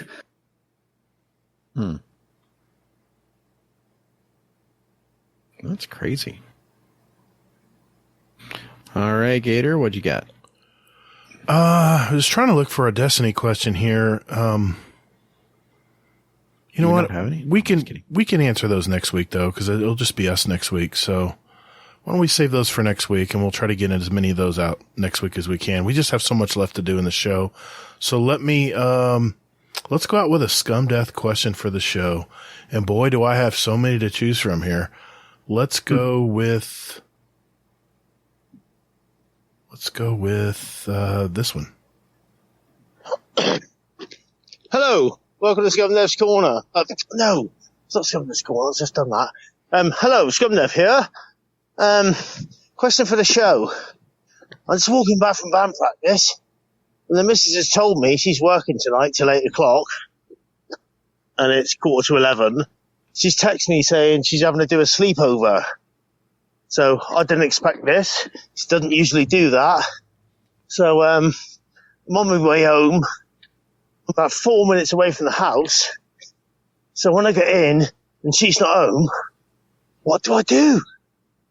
Oh, I've got the house and the evening to myself. Ooh, well, it is nearly 11 o'clock, but I'll stay up all night. She's not home. If I do, dunno. Is it too late to put Destiny on? Not, because I have no time limit. Some of you guys may be on. So you never know. So my question for the show is, if you unexpectedly had a house to yourself, what would you do? No dirty responses, please. He knows us too well. Anyway, that's my question for the show. If you unexpectedly had a house to yourself, what are you going to do? I'm going to put fucking Destiny on. Love ya. Hopefully someone's on. Love ya, bye. Yo, baby. Thanks, Uncle Scumdeath. I want him as a roommate. Yeah, he's a fun guy. I would agree. Oh, man. Lee's a teddy bear. He's a good guy. What do you think, Bill? House all to yourself, man, for the night. God, if it's for myself, yeah, I'm getting on Destiny and I'm staying up till 5, 6 o'clock in the morning. I don't have enough time on this game and I really love playing it, so it would definitely be that. Like, I feel that on a spiritual level. Honestly. Yeah, I get that. Hazel, what are you doing? Probably the same thing. Yeah, I mean, I've been kind of split in my duties lately, so I still got a lot of stuff to do on Neomuna, so that's probably what I would do. I got some stuff to finish there, and of course I lost Sector. So, yeah, that'd be me. All right, good deal. Hey, thanks everyone for putting your questions in for this week. We're just out of time, so we'll try to get to some more of them next week. And don't hesitate to throw one in if you have a question for us, and throw them in our Destiny Questions Go Here in our Discord, and we'll do our best to get to them and answer them for you. All right, Mr. Fudd, take it away, sir. Guardian Downcast. Guardian Downcast. Yeah, Guardian Downcast. This is an intro. Guardian Downcast. Guardian. Not copyright. Guardian Downcast. All right, so this is the final segment of our show. This is where we like to pick our song for our award-winning Guardian Downcast show playlist. Just a little sample of what the two of us and our guest Bell here like to listen to. And we invite you to listen to it as well. Just search for Guardian Downcast show playlist on Spotify. It's not our podcast. It's our actual song playlist. And it's now on Apple Music for all you folks out there. I will put the links in our description down below. We have 1,097 songs representing all of us and all of our past guests. The songs we've picked ever since this show began back in July of 2019. Damn, Hazel, we're almost at 4 years, man. It's almost here. Nice. That's going to fly by. Bell, let me go with you, man. What did you pick for tonight? I think you said you wanted to have a Patreon pick as well tonight. Yeah, so I was going to do two. So Sure. For being on tonight, I was going to add, for obvious reasons, For Whom the Bell Tolls. Like I said, homage to my dad. It's a kick-ass song in the first place, so it's great to have it on the list. And then for the Patreon choice, I kind of used that one to more or less describe kind of like me. And I chose Come Back For You by Elefante. Elefante is the like DJ, and then they had I think Matlock on the vocals. And it's just a great song. It starts out with a smooth guitar, builds up into like an EDM style, then it just drops into triumphant trumpets, and just it's one of my go-to songs whenever I'm out on the slopes. I'm one of those guys that has like the speaker that's playing music out loud while I'm going down the run, snowboarding and stuff. So it's one of those just kind of power songs. When it comes on, you just tuck in and you go as fast as you can. It's just adrenaline. So it's like I said, it's one of the go-tos. Nice pick, man. I don't think we have a lot of EDM in our show list, so that's good. Can't wait to hear it, man. Not too much. Yeah, not too much. Good deal, man. Unless you count Missio, but it doesn't count. Okay. Hazel, what'd you pick, man?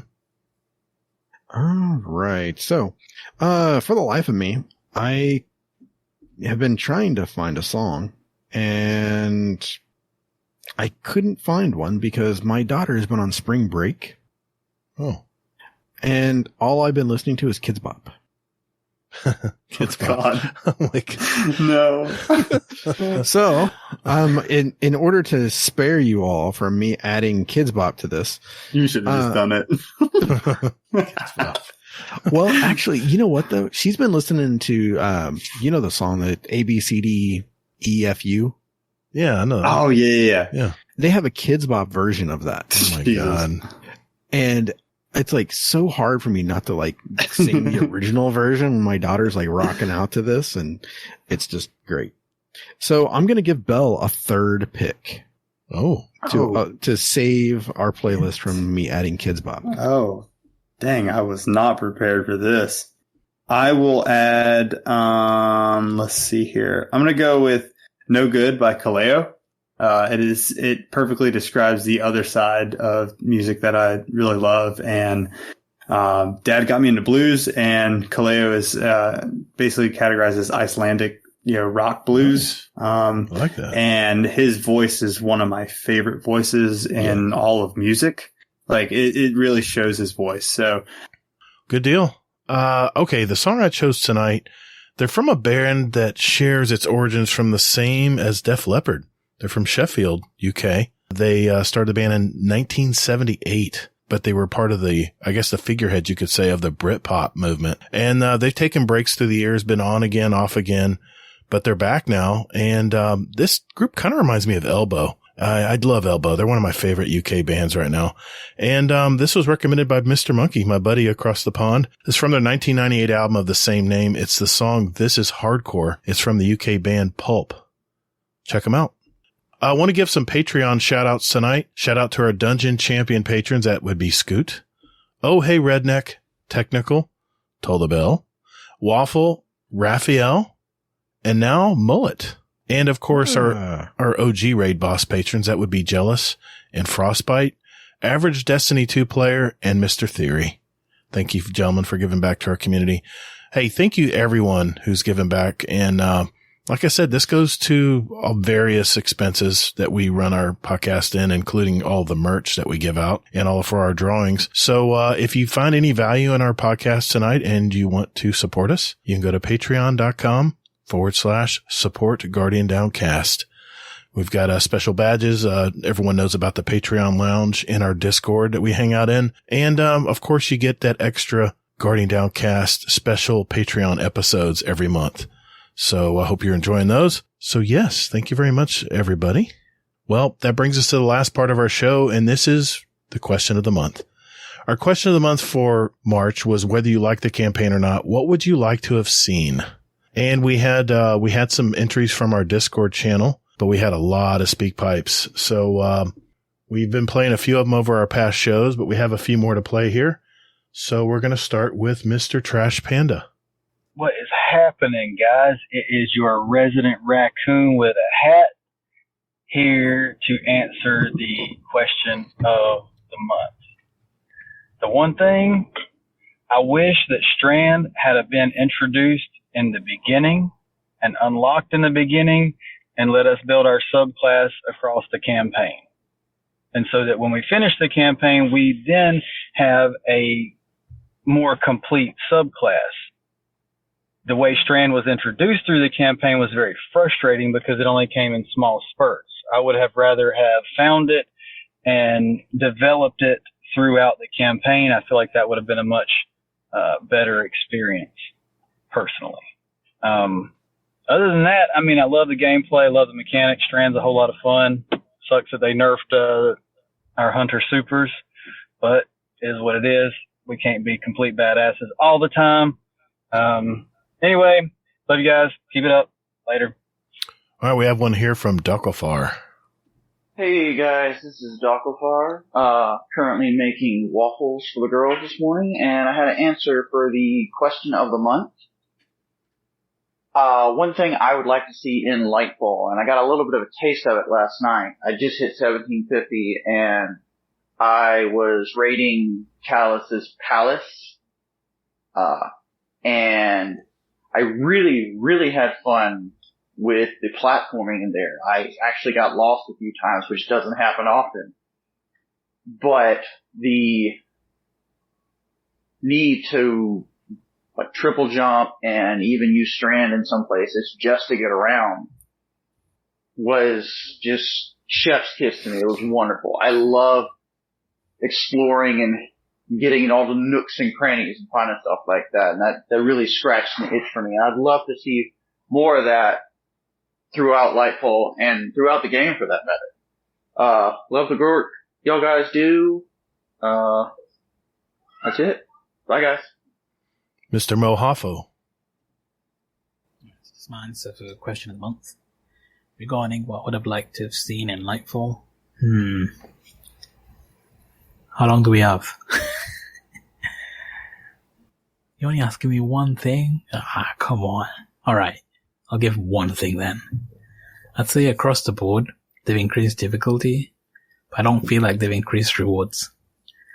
Like, I know you can recall lots of people going, hey, I'd really like it if I was tested in like in a patrol space, or I'd really like it if like patrol was actually difficult. Now I'm here like, why would you wish for that? I can't even start up a partition, like mission, because I'm getting sniped by a hobgoblin across the map. And it's like, come on, if I deal with a hobgoblin, then there's a scion. If I deal with a scion, there's a fucking cabal tank. If I deal with a cabal tank, then there could be a thresher. Like there's always something. If I deal with all of them, then a whole set of ads have spawned. It's like I can't even sit still on Neomuna, unless like I'm in loading zones, then it's fine. I just feel like, damn, relax. All I'm trying to do is get these collectibles for a triumph. Let me live. This is a patrol space, man. Like, calm down. Yeah, I'd probably say difficulty, like across the board. Like, yeah, I know hotfix have gone live today, so we'll check to see how better the drop rates are for exotics, but it's like, I don't know. Like, I don't mind the difficulty in some parts, but it's like, in other parts, it feels like you're making it difficult for no reason. Like, the heist, the Defiant Battlegrounds, I feel like they go on for too long. I don't need to see the Ascendant Plane 4 times, you know what I mean? Like, I like the Ascendant Plane, just keep me all in it, or just keep me all in the normal plane, I guess. I don't know. There's quite a few things I'd like to change, but you only asked for one, so I'd say difficulty across the board. I feel like you're just adding on more time. Like, I don't care about difficulty, like, you know what I mean? Now, I'm happy to play in a difficult environment, but I don't feel like it's worth it. Like, I don't know. Just my 2 cents anyway. But yeah, that's my response for question of the month. All right, Mr. Miner. This is Miner answering the question of the month and what I liked about Lightfall. For what it was, and considering from what I'm hearing, Lightfall wasn't even supposed to be part of the entire story. Like, everything was supposed to end with the final shape, and then they threw Lightfall in within the last 1 or 2 years or something like that. I thought it was okay. It wasn't great. You can't compare it to the Witch Queen. You just can't. And as far as everybody giving it shade and, oh man, the story, I'm so confused afterwards. That's like reading the first 5 chapters of a book and being like, I don't understand this book. This is so stupid. I don't know where it's going. Like, yeah, you're not supposed to know where it's going in the first part. That's why you wait till the end. So, I mean, just my advice would be kind of keep an open mind. It's supposed to be a story that's year long, and we're in it's been out a month. So, yeah, just give it a chance. Later, guys. Thanks, Miner. His Highness Prisniz. Highness Prince Prisniz here. Figured hop on real quick before the deadline and answer the question for the month, which is what did I like in Lightfall and what do I want to see? Something I really liked in Lightfall, and I should probably start, I really did enjoy the campaign. I thought it was a lot of fun. My favorite parts in Destiny is when we get a little more of the sci-fi aspect of it. Yes, it is sci-fi. Like when it comes to some things, Witch Queen felt a little more like fantasy, like dealing with a little more magic-y side. But Neomuna really made it feel more like fantasy, where it's bright neon city, stuff like that. Anyway, I thought it was a lot of fun, just swinging around, really embracing the science fiction out of the sci-fi fantasy aspect that is Destiny. I think one of my favorite parts of it was that final mission when you're trying to defend with Keitel and her guards. I thought that was a lot of fun because it kind of just felt like a horde mode to a certain degree. Now, I could have gone without the Tormentors, in my opinion. Those guys are a pain and a half to deal with, in my opinion. They're scary. And when you're going solo, all their attention's on you. It's a nightmare. Something that I would have liked changed, I don't really know. Like, I did like it, and I know a lot of people I know have said otherwise or for other reasons. But kind of what I've said, and I've heard this from other places too, is if you don't like the game, don't play the game. It's as simple as that.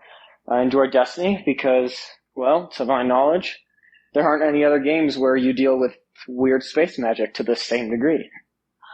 But yeah, that's my response to the question of the month. I love it. I think it's a lot of fun. I'm really excited for what Destiny has in store for us the next couple of weeks, months, and probably within the next year too before we hit the final shape. And yeah, might as well pop in my question for the show while we're already here. Sorry, my medical devices are going off while I do this. I guess my question for the show is, how do you think the story is going to end? We've already seen Amanda die, which broke my heart. Like, she was definitely one of my favorites. I miss her a lot. And I'm even getting a little emotional talking about it. Yeah, like, how do you think the story is going to end? You think it's going to end with the Witness coming out of the tattoo that they gave the pyramid, or not the pyramid, the Witness? It's been one of those days, guys. And geez, already at 2:50. Okay. All right. What do you guys think they're going to do with the story when it comes to the end of the season? Love you guys. See ya. All right. This is we'll answer that question in just a sec. And Danger. Hey guys, it's Danger. The one thing I would have loved to have seen with Lightfall really would have just been a more cohesive story. I feel like that the weekly stories following the campaign were just very disjointed, very rushed, overall not attention-grabbing at all, or made it really fun to follow. So hopefully they pick that up in the remaining seasons. And that's about it. All right, see you guys out there. Thanks, Danger. What do you guys think so far? We have 3 left. Agree, disagree? Any opinions? Yeah, I definitely got a lot of opinions on that stuff, but now there's a lot just jammed up in my head. Well, a lot of people were talking about the story. Some people liked it, some people didn't. I mean, I think the story itself was just too freaking predictable. I mean, a lot of people were saying like it's like an 80s action movie. It had the same plot line as one, the grizzled veteran, the young buck. I was like, Rohan's going to die. And literally in that mission, I knew it. I was like, and then when he did, it kind of pulled on the heartstrings. I was like, oh, dang, that sucks. But I'm like, okay, well, I'm going about my day. What did you guys think about Hades? Harder difficulty, but not harder, better rewards. No, I think that was Mohafo. Yeah, Mohafo talked about difficulty. Yeah, that was Mo. That's the only thing I remember. Yeah, Mo said that it was harder, but there wasn't any better rewards for doing the harder content. Well, now you don't have to worry about it because they nerfed it all, and now it's level again. Some of it they did, not all of it, like the Lost Sectors. All I know is I want to play with that guy. He has like the same sense of humor as I do. Mo was my I love it. I love it. Early Destiny 2. I was laughing the whole time he was talking. I was like, yeah. Yeah, he's a good raid guy. Any other? We got 3 more left, and then we'll have our drawing. Anything else, Hazel? No, I mean, I pretty much assumed that that's what we would be seeing. Yeah, and the story hearing from people. I mean, I don't know. So, I mean, yeah, no, I mean, the story was ass. I mean, I get it completely and utterly. Like everybody else, I just wanted to see a little more. Right. You know what I wanted to see out of Lightfall? What's that? Them to just slide in with no one noticing a brand new stasis super in Melee. Yep. Like, I just want to huck a giant iceberg at somebody and have it explode and shatter like an ice nova bomb. I would love that. All right, we have 3 more. Let's see what Hammer Crasher has to say. Hammer Crasher 32 here with my answer of the month for the question of the month for March. What would I have liked to see in Lightfall? I guess the one thing, well, there's two, I guess. One thing I wish Gambit got a little love. Yeah. New, like a map, or just bringing a map back or something. Just so it's not the same, 3 maps over and over again. Wish Crucible got a little more love with maps, bringing something new or bringing something back. I don't know. It's a little. That would have been good. Just different maps to play on in general for Gambit and Crucible. But also the commendations system. I was hoping for a little bit more with that. I feel like it doesn't really mean much. All you do is just at the end of the match try to give somebody a commendation before you get loaded into your next match. I think that fell a little bit short. I was hoping it was going to be something that you would maybe wear with pride, like, hey, I'm a joy bringer or whatever, playmaker, whatever the commendation system says. But yeah, those are the few things that I wish were in Lightfall or a little better. All right, check you later. Yeah, we talked about that tonight about the accommodations. All right, we have yeah, and I mean, he's definitely right with the PvP maps and things like anything. that. I mean, really, Gambit's got no love. It never will get it. All right, Dimwee. I haven't heard from him before. See what he has to say. Hi, this is Dimwee with Answer of the Month. What I wanted to see added with Lightfall was after the raid, post-raid mission. Like back in Vow of the Disciple. Yes. I cannot recall what that one was named again, but it helped explain a bit more about Rourke without reading deep into the lore or theorizing about what, his goals or methods were.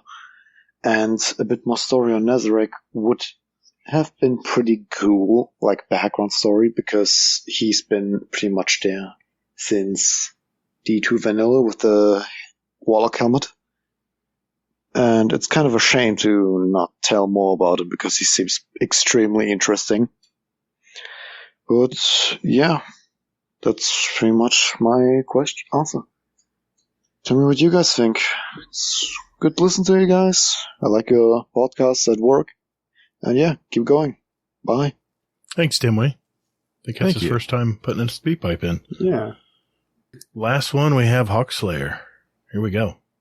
What's up, my gloss? It's Hawkslayer here, and a couple too many in the glass, if you know what I mean. Anyways, in answer for the question of the month, what I would have liked to see, I wish that they would have dove deep a little bit into the Cloud Striders. I wish that they would have given a little bit more of a background on them, or let us interact with them a little bit more, or at least let us ride around on the surfboards, because not gonna lie, that would be pretty dope. Anyways, love the show. Drink with you guys later. Peace. Thanks, Hawkslayer.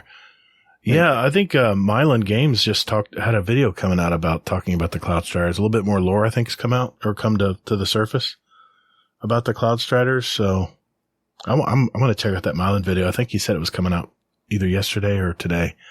I'm curious to hear about that too. Okay, that's it, guys. We have a total of 21 entries. I've got them all lined up here in not any particular order at all. And, Bell, I'm going to give it to you, man. I need a number from 1 to 21, and this is for a $25 Amazon gift card. 1 to 21. 17. That's Hammer Crasher. Hammer Crasher 32. Congrats, buddy. Nice. $25 Amazon gift card. I don't know, has he won one before? I can't remember if he has or not. He participates every time, so it definitely ups your odds, that's for sure. Well, congrats, Hammer Crasher. $25 Amazon gift card goes to you, sir. I'll DM that to you next week. So that leaves our merch giveaway for our speak pipes. And we have a total of 12 of those. So let me rejumble things here. Let's see. Let's make that 1 to 11 because Hammer Crash already won something. So I want to make sure everyone has a fair shot here. 1 to 11. I'm going to go with 5. Arisen Phoenix. He's got some merch. Go. I don't think he's won any merch. So yeah, Risen Phoenix, you got the merch. I'll be in touch, buddy. And Hammer Crasher, you got the Amazon gift card. Congrats, everybody. Good deal. All right. Well, gentlemen, I believe that is it for the night. Bell, thanks for coming on tonight, man. That was a lot of fun. Thanks for having me, guys. Like, this we went down some rabbit holes, but oh, dude, it was great though. I don't even know if we found our way out yet, but we're almost there. Where can people find you, man? Are you on Twitter or is it just a Discord or you want to give a shout out to somebody? Really just the Discord, TolltheBell here on GTC. Uh-huh. I'm not really on a lot of social platforms. I do have a Twitch. I'm just still trying to get probably a better rig for it. But it's by the same name, TolltheBell. It just has underscores. And, that's really, you can DM me whenever you want to. I will talk with you, go down rabbit holes with you, whatever you want to do. We'll do you it. can use me as a verbal punching bag. That's fine. I can take it. But no, that's about it. Thanks, man. Thanks for coming on tonight. It was a good show. Yeah. Great show. Hazel, where can people find you, sir? Quick and easy. Hazel NT, anywhere and everywhere. You can contact me via Twitter at Todd the Gator. Remember, that's 2Ds and GATR. You can find me on Steam, PS5, and I got a YouTube channel, Todd the Gator. Yeah, I put out new videos out for new players. I just had a recent one on emotes, thanks to Priceless Cloud. She requested that video, so we got that out this week, and it's getting a lot of love. I'm liking what I'm seeing. And I also now have channel memberships, something YouTube has rolled out. And you can further support my channel directly via a YouTube channel membership. So look into that. It's right that join button right below the videos. All right. Before we go tonight, we have a Scum Death Corner. So I will ask Mr. Scum Death, what is going on in the UK today, brother? Hello, and welcome to Scum Death's Corner. There might have been a bit of confusion about last week's episode at the end. There was a weird message from me and about ball gags. One or two people did cry out to me and say, "What the fuck was all that about?" So if you haven't read the show segment feedback from last week, what it was is Trash Panda called out to me and asked if I would record a voicemail for his mobile phone. Very odd request, but I racked my brains about what to put on his voicemail, and so I thought of that somehow and then sent it through. I think he quite enjoys it. I think he actually does use it. It's very strange. I mean, I don't know why he's called out to me to record it. I don't know if it's my accent or what, but I hate the way I sound, especially on recordings. But yeah, there you go. I just wanted to, close up any confusion anyone had about last week's episode. So there you go. I love it. I love you all. Tell you what, you lot are awesome. Take care. Love ya. Bye. Thanks, Uncle Scum Death. We love you, buddy. Hey, everyone, remember as you're playing the Season of Defiance and the Lightfall expansion, remember to take breaks, get outside and touch some grass. Yes, Hades, you too. Continue to be safe, everyone, and more importantly, take care of one another. Life's too damn short. Defeat is not surrender, Guardian. Thank you all so very much for listening. And later, Guardian. Get toddled. Just be you. See, the man knows what to do. Perfect.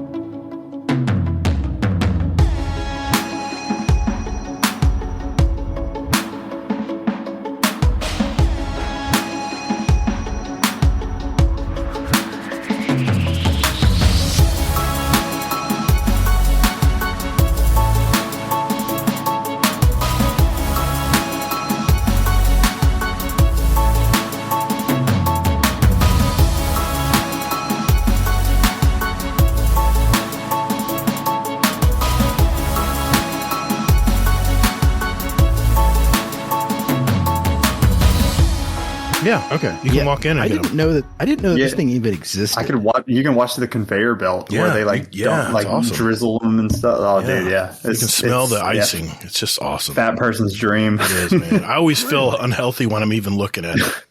Yeah, don't go in there either. All the smells and everything. You see the case where you can see all the different ones. You're like, wait. My mom and dad will go there. My wife and I, my mom and dad will go. We'll sit there at the little. They give you a little booth. It's just like the cheapest booth, like a McDonald's booth, and you just sit there and look at the conveyor belt, and you're like, man, this is not good. Like Homer from The Simpsons. Ooh, it's like, this is not good. I know we're getting donuts.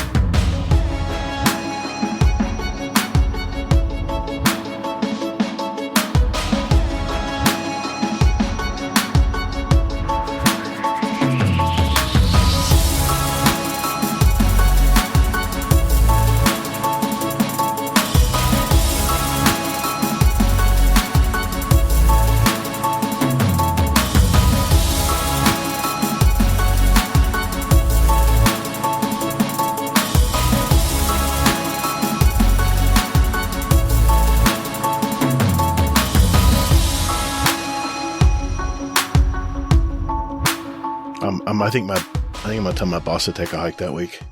Anyway, I hope your wife is okay with you telling her to take a hike. Hey man, keep your voice down. She's in the other room, man.